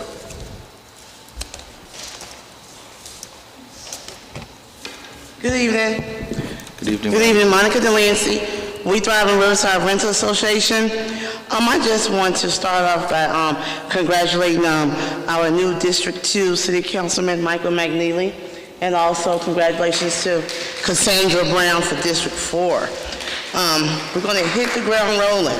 Hit the ground rolling because congratulations to our new code enforcement director, because that's how we're going to hit the ground rolling, right? And basically, I know this morning, every 15 minutes, I saw a news story about the Riverside community apartment complexes. It just kept coming on every 15 minutes, right? And with that, I wanted to make sure that people know that the issues at those 3 apartment complexes started years ago. But I'm going to start you out with 2018, when those apartment complexes received $86,000 in fines because of the maintenance neglect, okay? And of course, the apartments were sold over and over again. COVID delayed the time to be able to, I'm talking about COVID-19, delayed the time for those apartments to really receive the maintenance it needed. And when it was sold again in 2020, at the time, Chairman Michael Boyce was able to talk to the new owners, and they waived all of the back rent that was supposed to have been paid to the property, because they said it wasn't right for the people to be sitting there with all those disrespecting and repairs not being done. So they waived the back rent. But now the new owners that took over right now, they submitted, I was told, 50 evictions on people, and they received their notices Thanksgiving week. So, City of Mableton, we're going to need your help to speak with these new owners, because not only are you talking about, yes, we want them to repair, we want them to repair the maintenance, but when you have people with evictions on their record, it's hard for them to go and apply for different places to move to. That's a mark on their record. And they know they didn't fix these properties. Ms. Delancey, time is up. Okay. It's time for Ms. Elder. Okay, I just want to make sure that we do that. And we also meet with residents from the community. I want to thank y'all for being here tonight. We're going to still stay on this fight. Ms. Delancey, okay. That means you have to stop talking. All right, well, thank you so very much. I just want to say that. Thank you. Because the story came on every 15 minutes. Okay, we have Ms. Jolie Elder is next, and following Ms. Elder is Denny Wilson. Good evening. I noticed at last City Council meeting there was a budget slide labeled Tree Fund, but there was no dollar amount listed. I wanted to remind the City Council that Houseman remade the City of Paris by planting thousands of trees. I'm told citizens ask repeatedly for more parkland. Could we make the whole city of Mableton resemble a park, or a garden, or an arboretum? I encourage our city leadership to implement a comprehensive tree plan, hire an arborist to determine which species are best in which locations, plant along our commercial thoroughfares, Veterans Memorial Highway, Mableton Parkway. Make Mableton the place where people navigate by saying, well, my business is on the block with the cherry trees, or my restaurant is next to the great elms. Unlike major construction, trees can be added slowly, a few at a time. I encourage the city to commit to an ongoing plan of planting 1 tree for each month since our city's birth, or 2 per month if you want to be really enthusiastic. And perhaps someday, when people roast chestnuts over an open fire, those nuts will come from American chestnuts lining a street in Mableton. Thank you. Thank you, ma'am. Okay, Miss Denny Wilson, and following Miss Wilson is Sam Culbreth.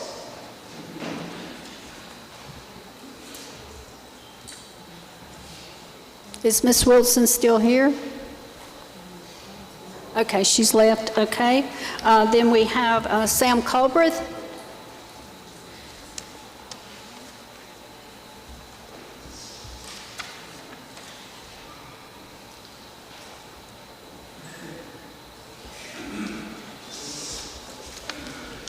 Good evening, City Council and City of Mableton citizens. In my capacity, I'm representing the Austell Community Task Force, and just wanted to, name Sam Colbert, I'm the current chairman, and just wanted to kind of put a loudspeaker behind our 25th annual holiday festival that will be taking place at the South Cobb Rec Center on Saturday, December 20th, between 10 a.m. to 2 p.m. We sold out of, in this capacity, we are working with the Empty Stocking Fund as well as being a Toys for Tots distribution site, which we have been doing for the last 24 years. Unfortunately, but there's an opportunity. The event sold out due to families in dire need within probably about maybe 2 to 3 days after it was posted. So we're looking forward to serving 300 well-deserving children, but we can serve more with everyone's help. So we need vendors, we need donors, and we also need volunteers. And then so what I'm going to do is I will be posting on our Facebook page our flyer with the QR codes for everyone to sign up with those opportunities, and then I will give you links, detailed links, stuff like that and everything. It's a great opportunity to be able to pour into the community, and I'm proud to be part of a very great committee putting on this and leading it. So just wanted to put it out there. Thank you. Thank you, Mr. Culbreth. And the fifth person who is not present at the time, who asked that I announced that Teresa Morgan, there is a new publication being implemented for Mableton called Mableton Monthly, and I have passed the information to our communications department and to our mayor and council on her behalf. And that's the last that I have for public comment. Thank you for that, Madam Clerk. All right, at this point in time, Council, we're at item 10, which is a consent agenda. You are aware of all the items that are on here. We did go over each of these during our Monday work session. So at this point in time, I'd like to entertain a motion to approve the consent agenda. Motion to approve the consent agenda. Second. Thank you. Motion has been made and properly seconded by Councilwoman Jeffcoat. Councilwoman Jeffcoat. Jeffcoat. Gotta stop speaking so fast. Any discussion on these items? No, I'll go ahead and call the question. All those in favor of approving the consent agenda, please say aye. Aye. All opposed, say nay. Ayes have it. Thank you for that, Council. We're now going to move over to our new business. We do have 3 items for new business this evening. The first item is consideration of a resolution adopting the City of Mableton Interim Comprehensive Plan. Director Hughes is already at the podium here. So I will start off by saying, sir, that this has been it's came up several times, numerous times for discussion about the requirements that we're initially just adopting Cobb County's comp plan while we're working on our own Mableton 2045. And we had discussions with ARC and the Community Development, DCA, Department of Community Affairs, and they requested that we do put in an interim in the time being. But what's been done here is a document which we have It's got a little video embedded. That's cool. All right. So what we're going to do is, are you planning on doing a presentation, or is Sunday going to do a presentation? Or? I was actually going to ask Mr. Sunday Adudu, who's our senior planner, to provide just a brief presentation to the group. Okay. He was the staff person assigned to working on this, and I know from some prior comments I heard that many of you were pleased with the work, and Very I just much so. wanted to give him an opportunity to just present it to you, if that's okay. Thank you. Thank you. Yes, please. Sir, the floor is yours. Can you hear me clearly? Yes, sir. Fantastic. Good evening, Mayor, distinguished council members, fellow staff members, and the good residents of the city of Mableton.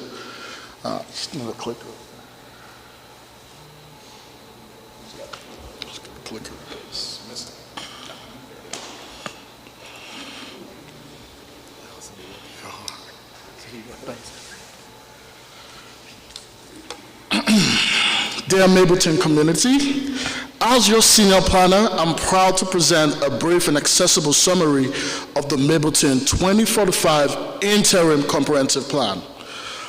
And this plan drives our community roadmap that will guide how our new city grows, as well as develop and create that thriving environment for the next 20 years. This plan reflects our shared vision for a resilient, inclusive, and competitive Mableton, a city prepared for the future while honoring the community that we are in today. And our vision and growth path is straight. The plan sets a bold direction for Mableton from 2025 to 2045 by outlining how we will manage growth, land use, infrastructure, and quality of life improvements. The city context. Since our incorporation in 2023, Mableton has grown from a rural settlement into a vibrant and diverse suburban community. Population growth. Today, we're home to about 78,000 residents, and by 2050, we expect to grow to roughly 94,000. And looking at the economic growth, we aim to attract over 100,000 new jobs by 2045, leveraging our strategic location near I-285 as well as I-20. And our target industries are focused on expanding core industries such as information technology, professional services, logistics, and supporting growth opportunities in healthcare, tourism, and biosciences. Now, the land use and the future shape of Mableton.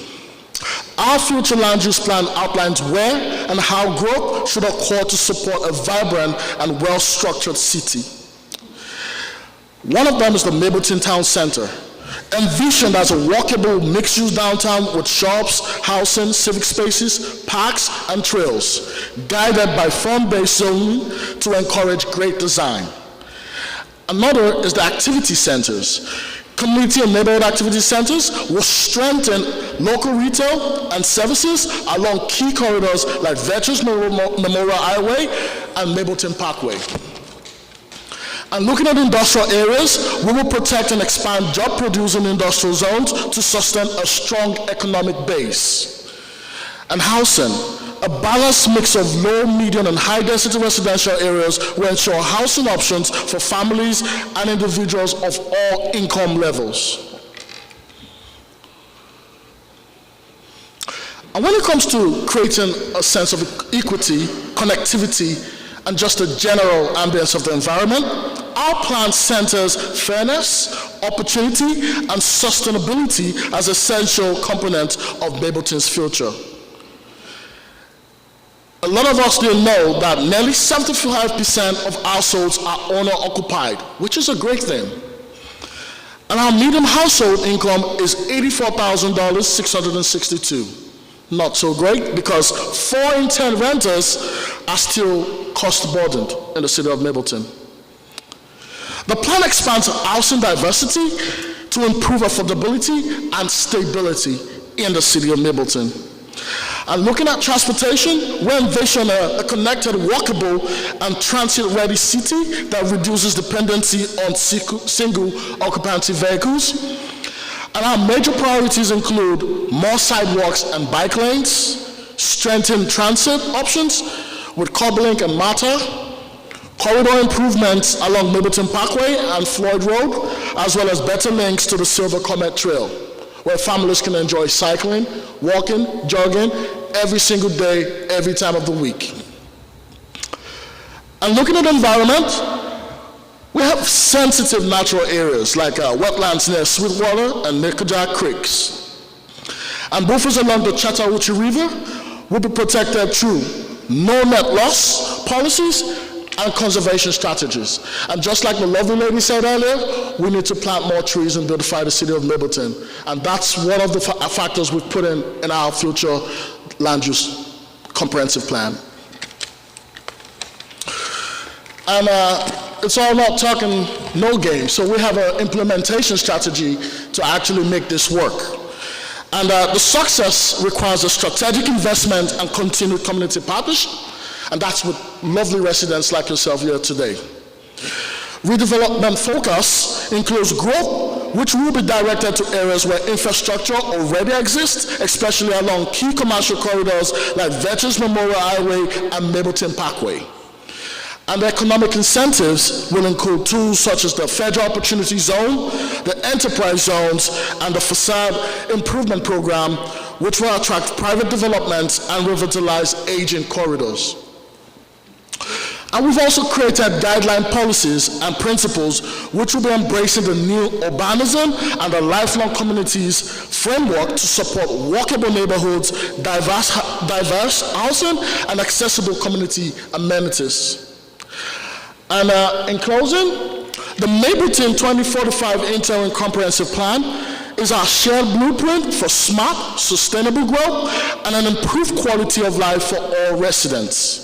I encourage every member of our community to stay engaged as we work together to build a stronger, more connected, and more inclusive Mableton. Thank you.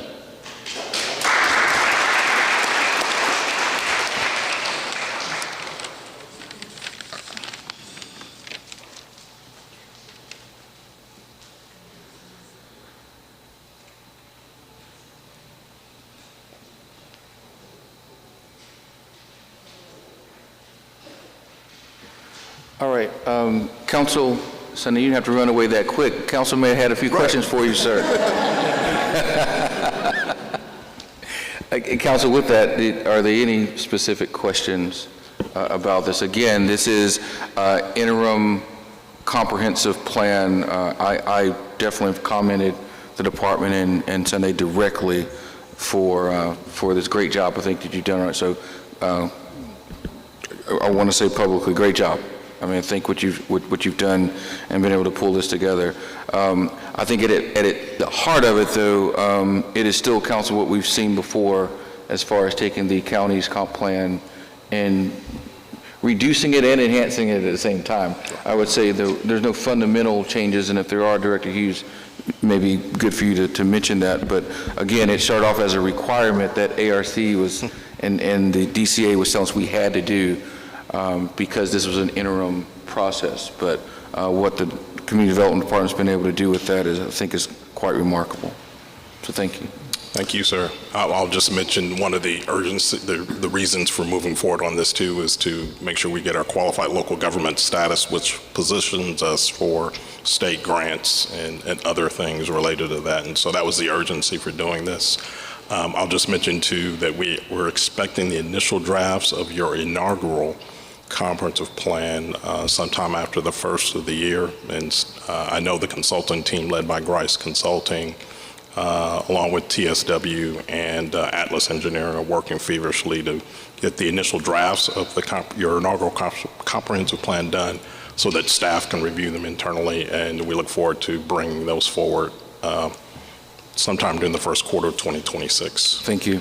And I know there's been some confusion because this was called the Mableton 2045 interim plan. So it's referred to as the 2045 comp plan, but it is the interim plan. That's just a naming syntax thing. Don't get it confused. This work was done in-house This is not the work of our external partners, Grice and TSW. Again, another reason for giving the kudos internally for the work that was done. But it is on our website. If you go to our website, mableton.com, and you look under Mableton 2045, you will see this interim comp plan that's here, and it's been out there now for a couple of months, probably. Yes, sir. So I have a question. So the interim comp plan has been out there for a couple of months. Was that information pulled from that to do this PowerPoint deck? From the one that's, yes. Right. Yes. Because, you said yes? Yes. Okay. I just wanted to make sure because I didn't get an opportunity. I don't know. We just received that the deck today. So I personally think it's paramount that we have an opportunity to review it. I guess my question is, as you said, there's a looming deadline. When is that deadline approaching for us? You said something regarding grants? No, there is no deadline. Okay. This generally positions us to apply for grants. That's all. Once you adopt this, you're adopting your plan. So we're positioned to apply for grants should they come up. That's all I'm saying. There's nothing imminent that we're applying for at the moment.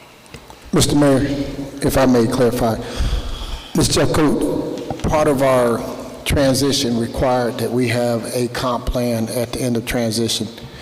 And it may look different, but this is probably something we've been discussing for a while. What happened is that when we submitted the lift, I won't say lift, sift, and shift, but when we took the Cobb County plan and brought it over here, there were requirements by ARC, DCA, that we had to complete. What the Community Development Department did, which is admirable, was take that. Extracted it from? Yes. Yes, copy and paste, and made it really look like a Mableton document. But really, this is more procedural, because as you know, we're still working on our 2045 bona fide Mableton plan. That's still in process, but this meets the requirement for the city to have all the boxes checked, and it's a pretty good job. It's a little bit more than a check the box what he did. I think that's what we're celebrating. When you look at it, it's pretty impressive. So it may seem like it's something new. It's just that it's been changing formats for the last 2 or 3 months. I think y'all voted on this thing 3 or 4 times. We voted on one time to adopt it, then it went back. We got from ARC, and then DCA had to come back. Then we discussed it. And so we told the community development, I gave it actually to Mr. Michael Hughes and said, get this thing to where it needs to be so DCA and ARC are satisfied. They took it upon themselves to dress it up.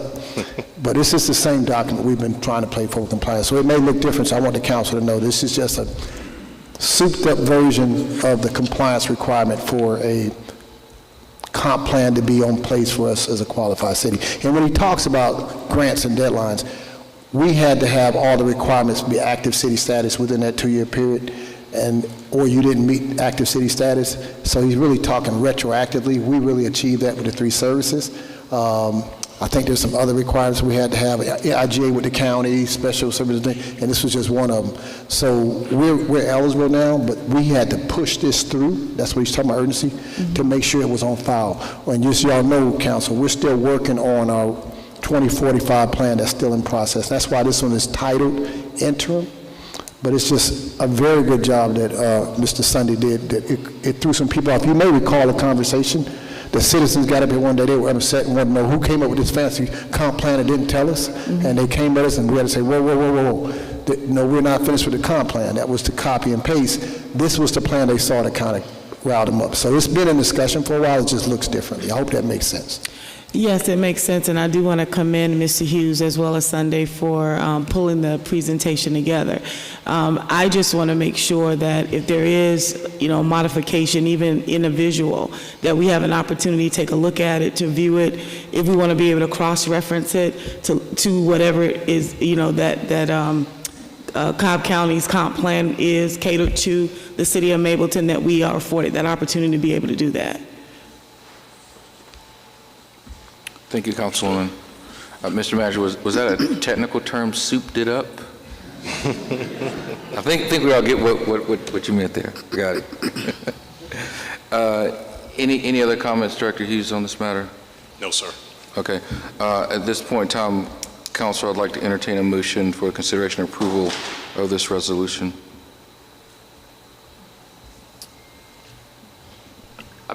thank you for the consideration and approval of this resolution. I second. Thank you. Motion's been made and properly seconded for the approval of the resolution to adopt the City of Mableton Interim Comprehensive Plan. Any further discussion? Hearing none, I'll call the question. All those in favor of approval, please say aye. Aye. All opposed, say nay. The ayes have it. Thank you. Thank you, Director Hughes. Second item is 12B, which is the second read, is a consideration and approval of an ordinance amending the 2025 spending plan, and this is for the budget of the City of Mableton. We have Director Ellis here. Council, you recall we've already had our first read. This is our second reading on this ordinance. Floor is yours, Director. Thank you, Mayor, and good evening, Mayor and Council. On September 25th, 2024, the city adopted the fiscal year 25 spending plan, which supported assumptions at that certain point in time. And as the fiscal year progresses, variances arise between what was planned to be received or expended and what has actually been received. This amendment provides for a true-up to what the city anticipated for 25 and what had actually occurred throughout the end of the fiscal year. And because budgeting is not an exact science, this amendment is necessary to create a more accurate presentation of fiscal year 25. Large variances must be explained to both external auditors and the State Department of Audits, so this budget amendment will suffice for that requirement. Amendments of this type are very routine and made to adjust for actual outcomes. The exhibit you have was amended after Monday's work session, so what you should see is a decrease to revenue in a total of $681,000 and a decrease to expenditures offsetting that for $681,000 to balance the budget with no effect to fund balance. If you have any questions, I'll be glad to answer them. I don't have any questions, but the question that I always ask is anything changed substantively from this version to our first read? Just the total. That's there was all. yes, correct. Nothing Okay. else has changed. All right. Council, any questions of Director Ellis? Hearing none, I'll go ahead and thank you, Director. Thank you. And I'll entertain a motion to approve this ordinance. I'd like to make a motion to approve the ordinance as written. Thank you. Second. Motion's properly been made and properly seconded by Councilman Ferguson. Any other discussion, Council? Hearing none, I'll call the question. All those in favor of the motion for the consideration and approval of the 2024-2025 spending plan / budget for City of Mableton, please say aye. Aye. All opposed say nay. The ayes have it. Thank you, Council. Thank you again, Director Ellis. All right, Council, this takes us to item 12C, which is consideration and approval of a resolution creating a public safety special service district. This has been something that's obviously been talked about quite a bit from the time that we entered into the IGA with the county. We determined that we had to have a way to ensure that we could pay not only that, but for all public safety needs for the city. We've made a determination, if the council approves this evening, to do that via a special service district. So this evening, what the goal is to approve a resolution that creates a special service district that will raise the funds necessary to be able to pay for any and all public safety in the city of Mableton. And I said that very specific because that is what we are discussing this evening, about establishing or activating a special service district and the boundaries and whatnot. With that being said, Madam Attorney, do you want to take us through this ordinance?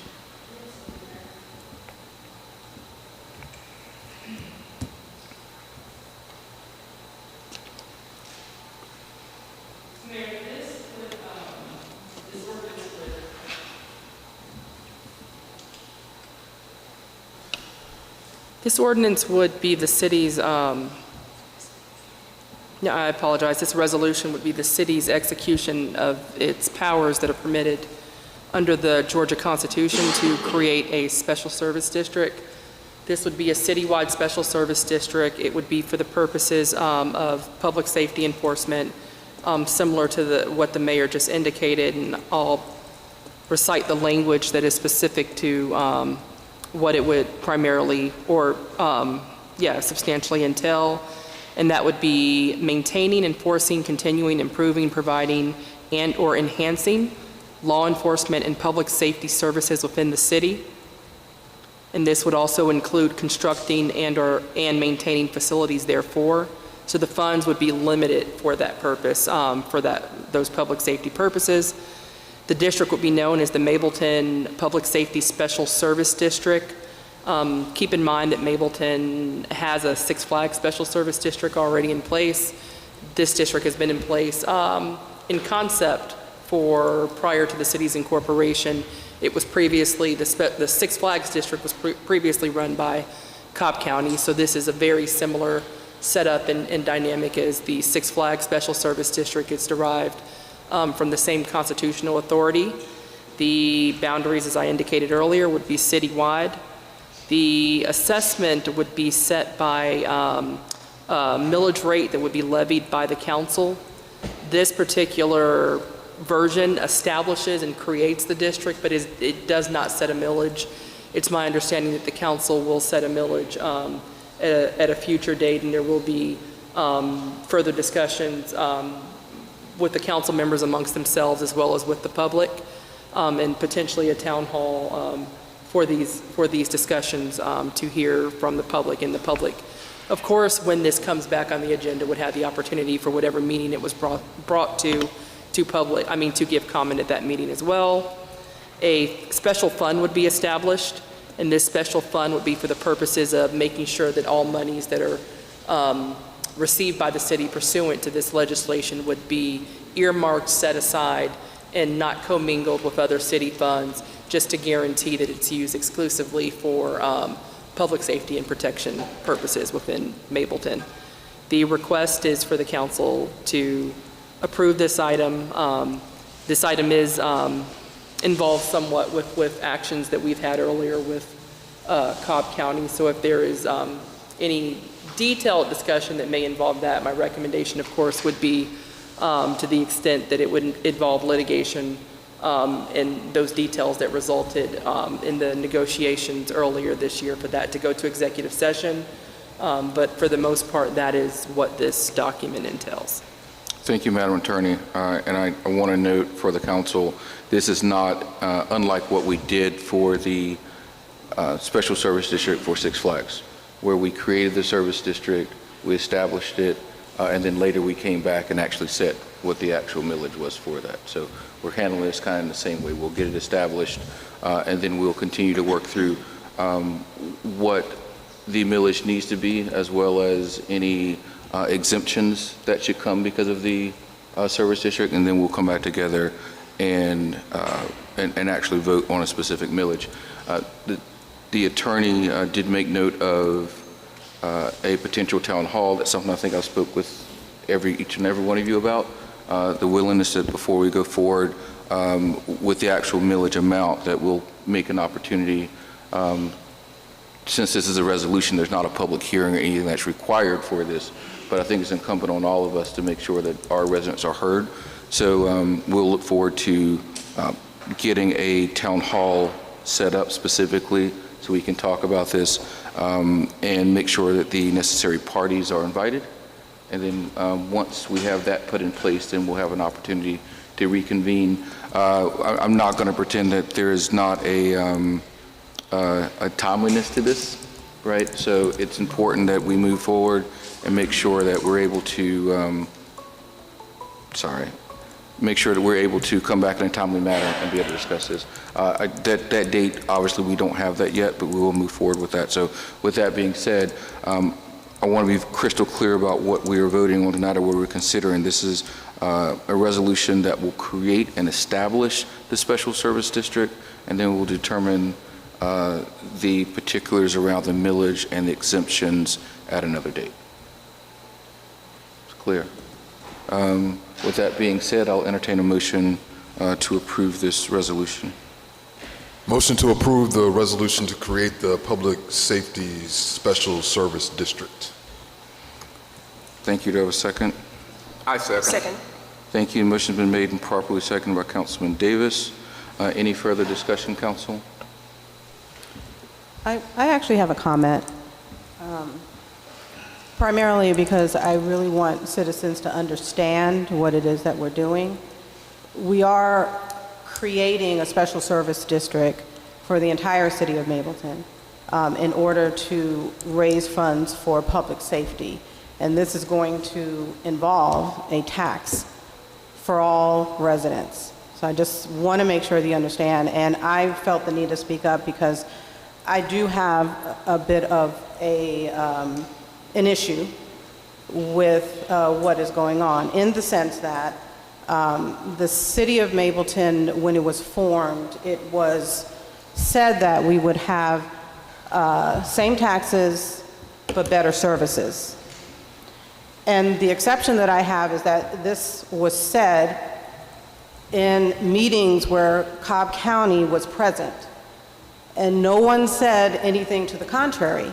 So in my mind, citizens voted for the city with the belief that what they are paying now in taxes would cover the same services, but they would be better because Mableton is now a city and we would have more control over what happens with our funds.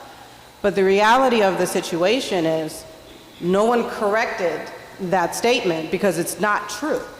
Because the millage in this special service district is literally to pay for services that Cobb County was offering at one time with what we were paying, but now we're going to have to pay additionally for those services.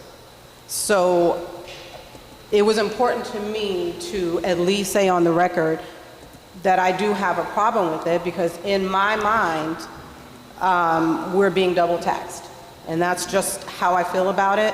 I've said it from the beginning. I said it during the negotiations. And despite what the city of Mableton can or cannot do in order to alleviate this double taxation, I can't really comment on that right now, but at the same time, I feel as though our citizens are not getting the best deal. Because if you pay for something at one time, and then now because you change your name or you change your status, you're having to pay additional, but you're not getting anything different, I don't think anyone would be okay with that. And so I'm just saying for the record, I'm not okay with it, but at the same time, we're in a situation where Cobb County has required for us to pay additional for police services, and that's where the majority of the money is going. And I really am concerned about that. I don't think it's fair for our residents, but at the same time, we are here. So that's all I wanted to say on that issue. Thank you, Councilwoman. I want to ensure that you are heard and understood, but at the same time, I want to be clear that these informations are public documents. We're talking to everybody about this, and the reason why we say we'll have a public forum or town hall is to further have more robust discussions about this. The idea of same taxes, better service, this is something that continues to be talked about, which I've said before was a campaign slogan that was mentioned by nobody, as far as I know, on this dais. What we're dealing with now is the reality of where we are. And I can't speak for the rest of the council, but I'm not okay with this either. I don't want anybody to think that we're all just happy to levy a special service district that's going to raise funds. So the idea that there's one, dissenter among the group just isn't factual, right? Nobody's happy about the situation that we're in, but nevertheless, we have to move forward. My goal is going to be, as we move forward, to make us better in every facet of the way. And if that unfortunately costs us funds, because I want all of us to realize we're not talking about levying a tax that does not impact us as well, or our parents, or our children, or our family members.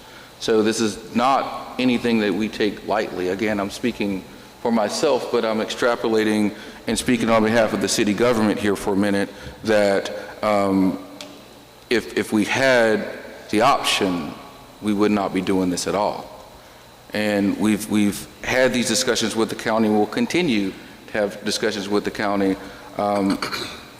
But we all want better services. The reason we became a city is because we want better services. And we will continue to push forward with that. But I don't want us to continue to creep back into campaign discussions from before the city was created. We are here, and we're going to have to look to continue to move forward. We will do so in a way that is fiscally responsible, and making sure that our citizens are aware of what we're doing and why we're doing it.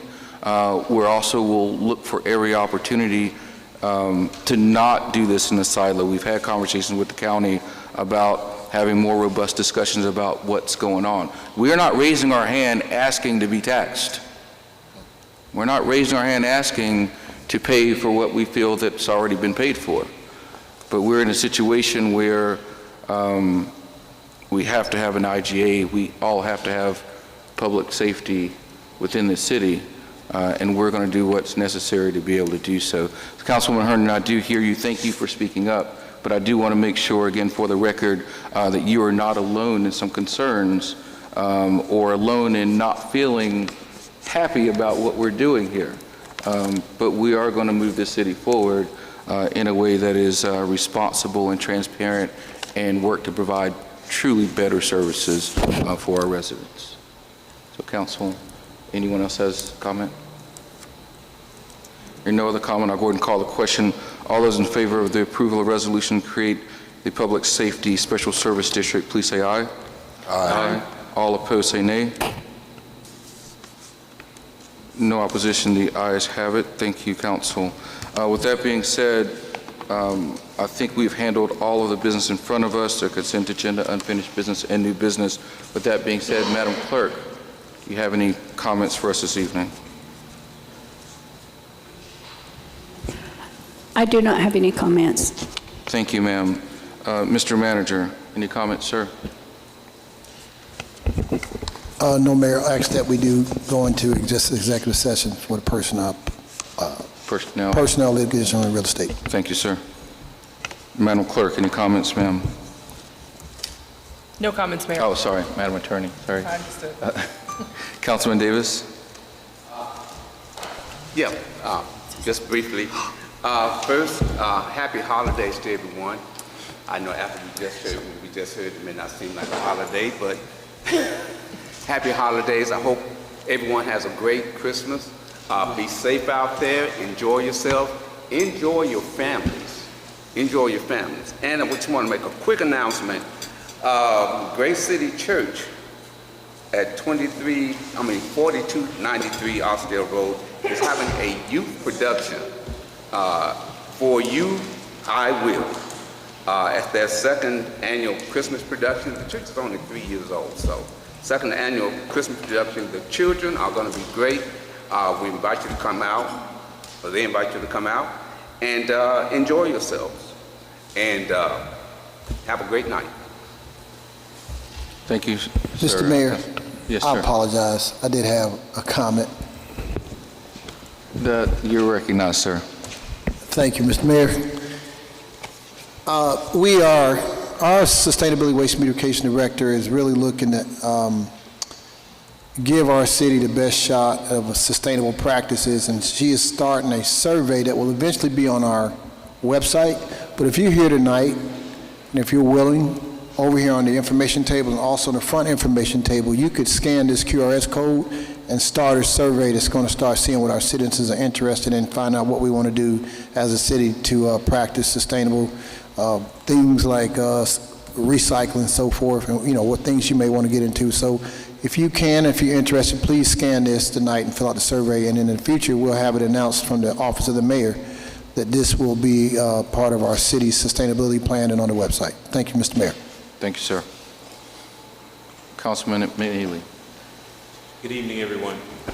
I just want to say what an honor it is to serve on the City Council representing not only the residents of District 2 who voted for me, but also the city as a whole, because as each of you know, Mayor and Council cannot do things individually, but it takes us working together to make the decisions that we make to move our city forward. And so for all of us, whether we're elected residents, business owners, or nonprofits, it takes a commitment to our city. even in the tough times when decisions have to be made that we may not be wanting to do, but we have to do it. And then we have to have collaboration from all relevant parties, residents, business owners, again, nonprofits, elected officials, and others, so that we can get the job done. And then regular communication, so that all voices are heard, so all the facts are presented, so that whatever we do going forward, we're doing it together, and the voices are heard so that we are all represented as we should be in the city. So I'm looking forward to working with you. I'm looking forward to working with my fellow council members of the mayor and staff, and we're going to do great things for Mableton, and I appreciate the opportunity.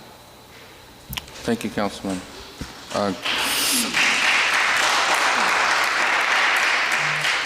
Councilwoman Jeffcoat. Hi, good evening, everyone. Thank you all again for coming out. I know it's the holidays and you could be spending your time doing some other things, spending time with family and friends or being on vacation, but you choose to be here. So we always just want to thank you for that. This entire year, I think about a year in review and all the wonderful things we've been able to accomplish here in the city of Mableton. All of the great leaders that we have here. I mean, at this point, I think we might be fully staffed as far as our directors are concerned. And we have some all-star leadership here. And so I'm just really excited for what's to come in 2026. I know there's a list of things that we accomplished throughout the year. I wish that we could start a year in review, a video of some sort, so we can kind of see what that looks like. But last week we had our employee appreciation dinner, and it was amazing. We had so much fun. We had our RLC director, Francois, in his rendition in doing the karaoke, but it was such a great time, and I like to, just let our employees know how much they mean to us, all of the hard work they put in throughout the year. It's not easy, and it's not an easy task. And I just wanted them to know that, we're working together collectively as a team, and all of these wonderful things that we're looking forward to doing in the year of 2026. I also want to welcome our newest council members and say, I know you guys had a hard-fought campaign, and, being a part of this council is different. But that if you need any assistance or any help, I'm here to support you in any way that I can. And, just afford them some grace as they transition and onboard and learn, because it is different, right? And what else? I think that's it. Thank you guys so much. This was short. I didn't have my list today like I normally do, but thank you. We're ready to get out of here. I appreciate it, and happy holidays. Thank you, Councilwoman. Councilman Brown. Good evening, everyone. Thank you all for being here and for, just toughing it out. It's 9 o'clock, and I know you could be somewhere else. So, again, thank you for being here.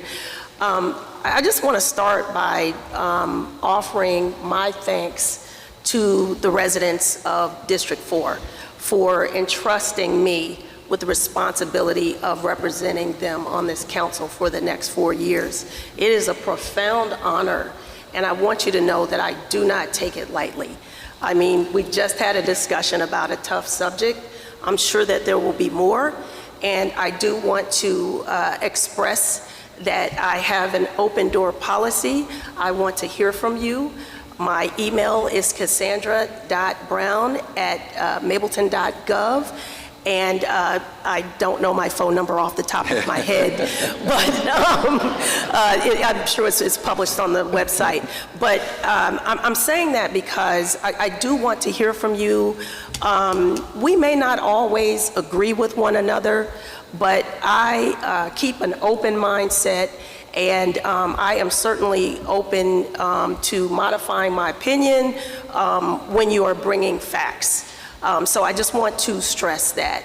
I will be offering office hours in the, well, not this year, but in our coming year. I'll have a mechanism so that you can set time to speak with me one-on-one if you would like to. So also, I just want to also just, wish everyone happy holidays. Also, I want to just acknowledge the fact that while the holidays are typically a joyful time for so many of us, at the same time, for others, it is a time of not so much joy. You may, be missing loved ones, struggling, financially with other things. So I do want to offer that there is a Georgia Crisis and Access line. It's available on a 24/7 basis. They can offer you all sorts of resources, including mental health. And you can reach them at 1-800-715-4225. And, don't try to go things alone. Reach out to a friend, reach out to family, clergy, and if not, this 800 number is available. But don't go alone. So just finally, looking ahead into 2026, I just want to say that I am super excited for what I believe that we can all build together here in Mableton. And my sole intention for being here for the next 4 years is to ensure that myself and all the rest of us leave Mableton in a better position than we started. So to that end, I cannot do that alone. So I want to just stress that there are commissions, authorities, and boards that are available. And I would encourage you to please reach out to the city website so that you can learn more about those commissions and express your interest if you have it. So once again, I thank you all for the opportunity to serve, and I wish you all a good night. Thank you. Thank you, Councilwoman.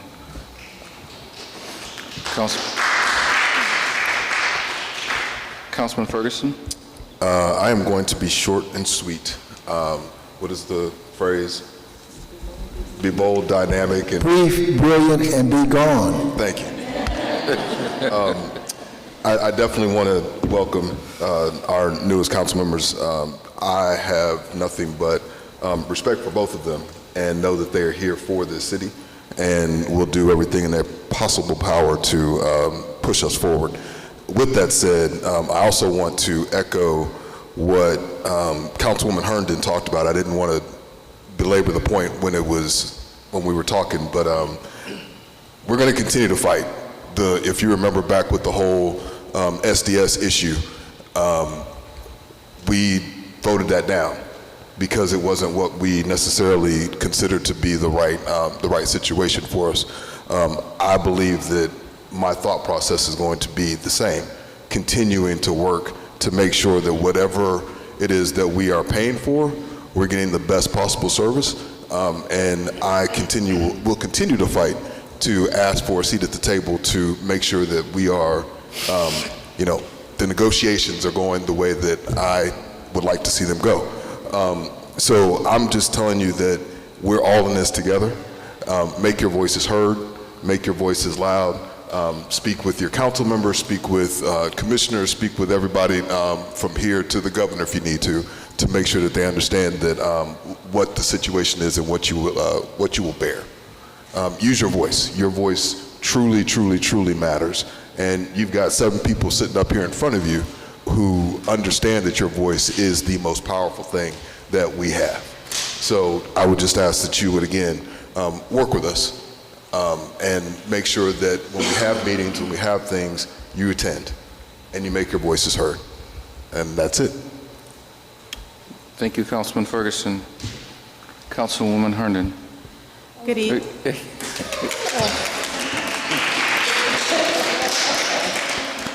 Good evening, everyone. I really don't have any announcements for tonight. However, I do want to welcome our 2 newest council members, Councilmember McNeely and Councilmember Brown, to the council. So we're happy to have them.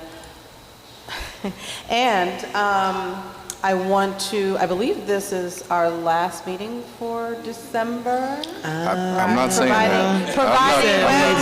Providing there are no special call meetings, this is our last scheduled meeting for 2025. So if we don't convene again before the new year, I want to wish everyone here a happy holiday, and our 8 members who are listening in online, I wish you all a happy holiday and safe travels home. Thank you. Thank you, Councilwoman. Council, I want to start just by acknowledging all of our staff members that we have here this evening. I'm impressed, I'm thankful, I'm grateful to see all y'all here. I know you're ready to get home. But I sincerely, I thank all y'all for being here. Even the ones that were not on the agenda and didn't have anything to say tonight, you guys are here. That means a lot to us that are sitting up here. I'm in office quite often, as y'all know.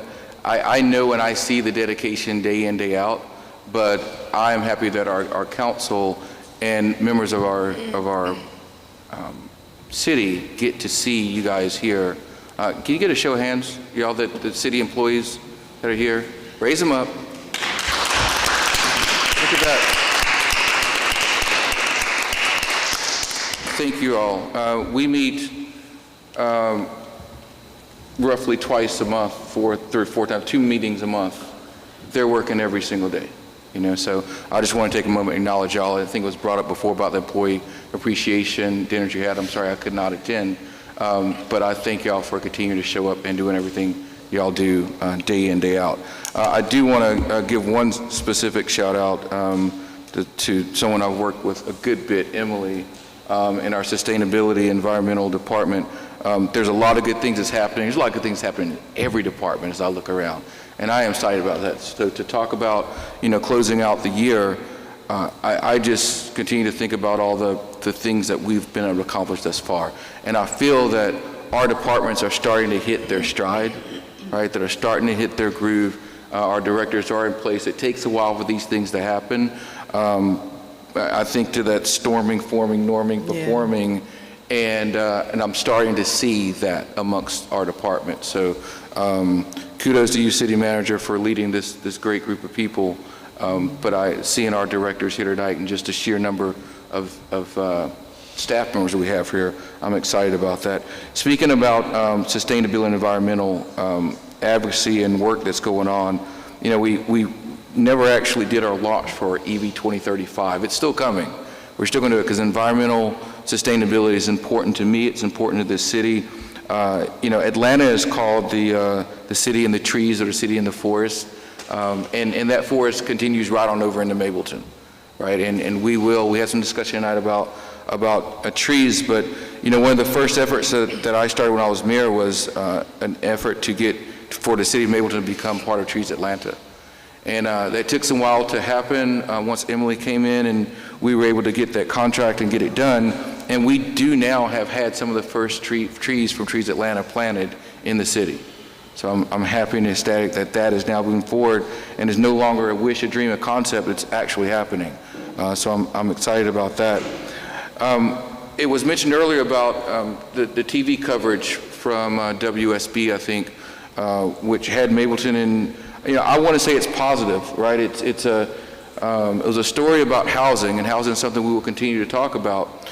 And that headline from that story, I think I have it right here. It was very clear. It said that Mableton mayor cracks down on unsafe rental properties.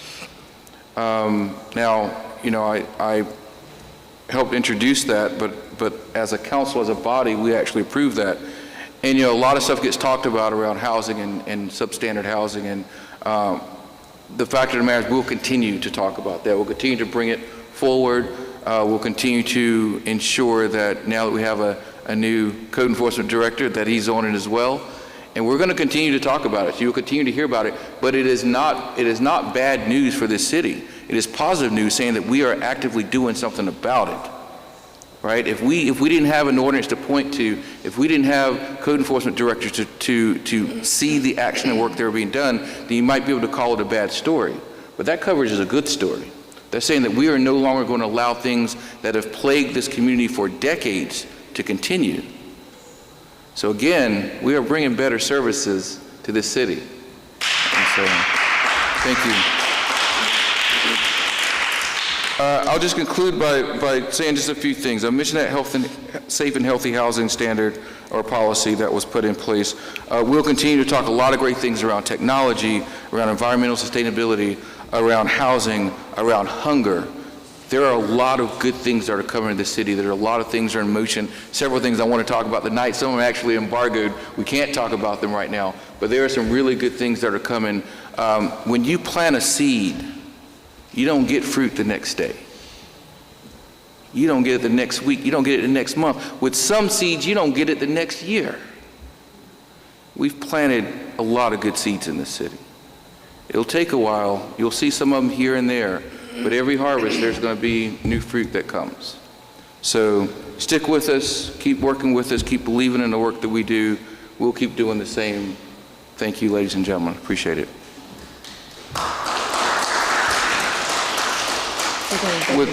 With that being said, at the request or behest of our city manager, I'll entertain a motion to go into executive session for real estate personnel and... I'd like to make a motion to go in executive session for personnel, real estate, and litigation. Second. Thank you. Motion's been made and seconded by Councilman Ferguson. All those in favor of going to executive session, please say aye. Aye. All opposed, say nay. The ayes have it. We'll go into executive session. Ladies and gentlemen that are guests here with us tonight, if you will not be here when we exit executive session, thank you for being with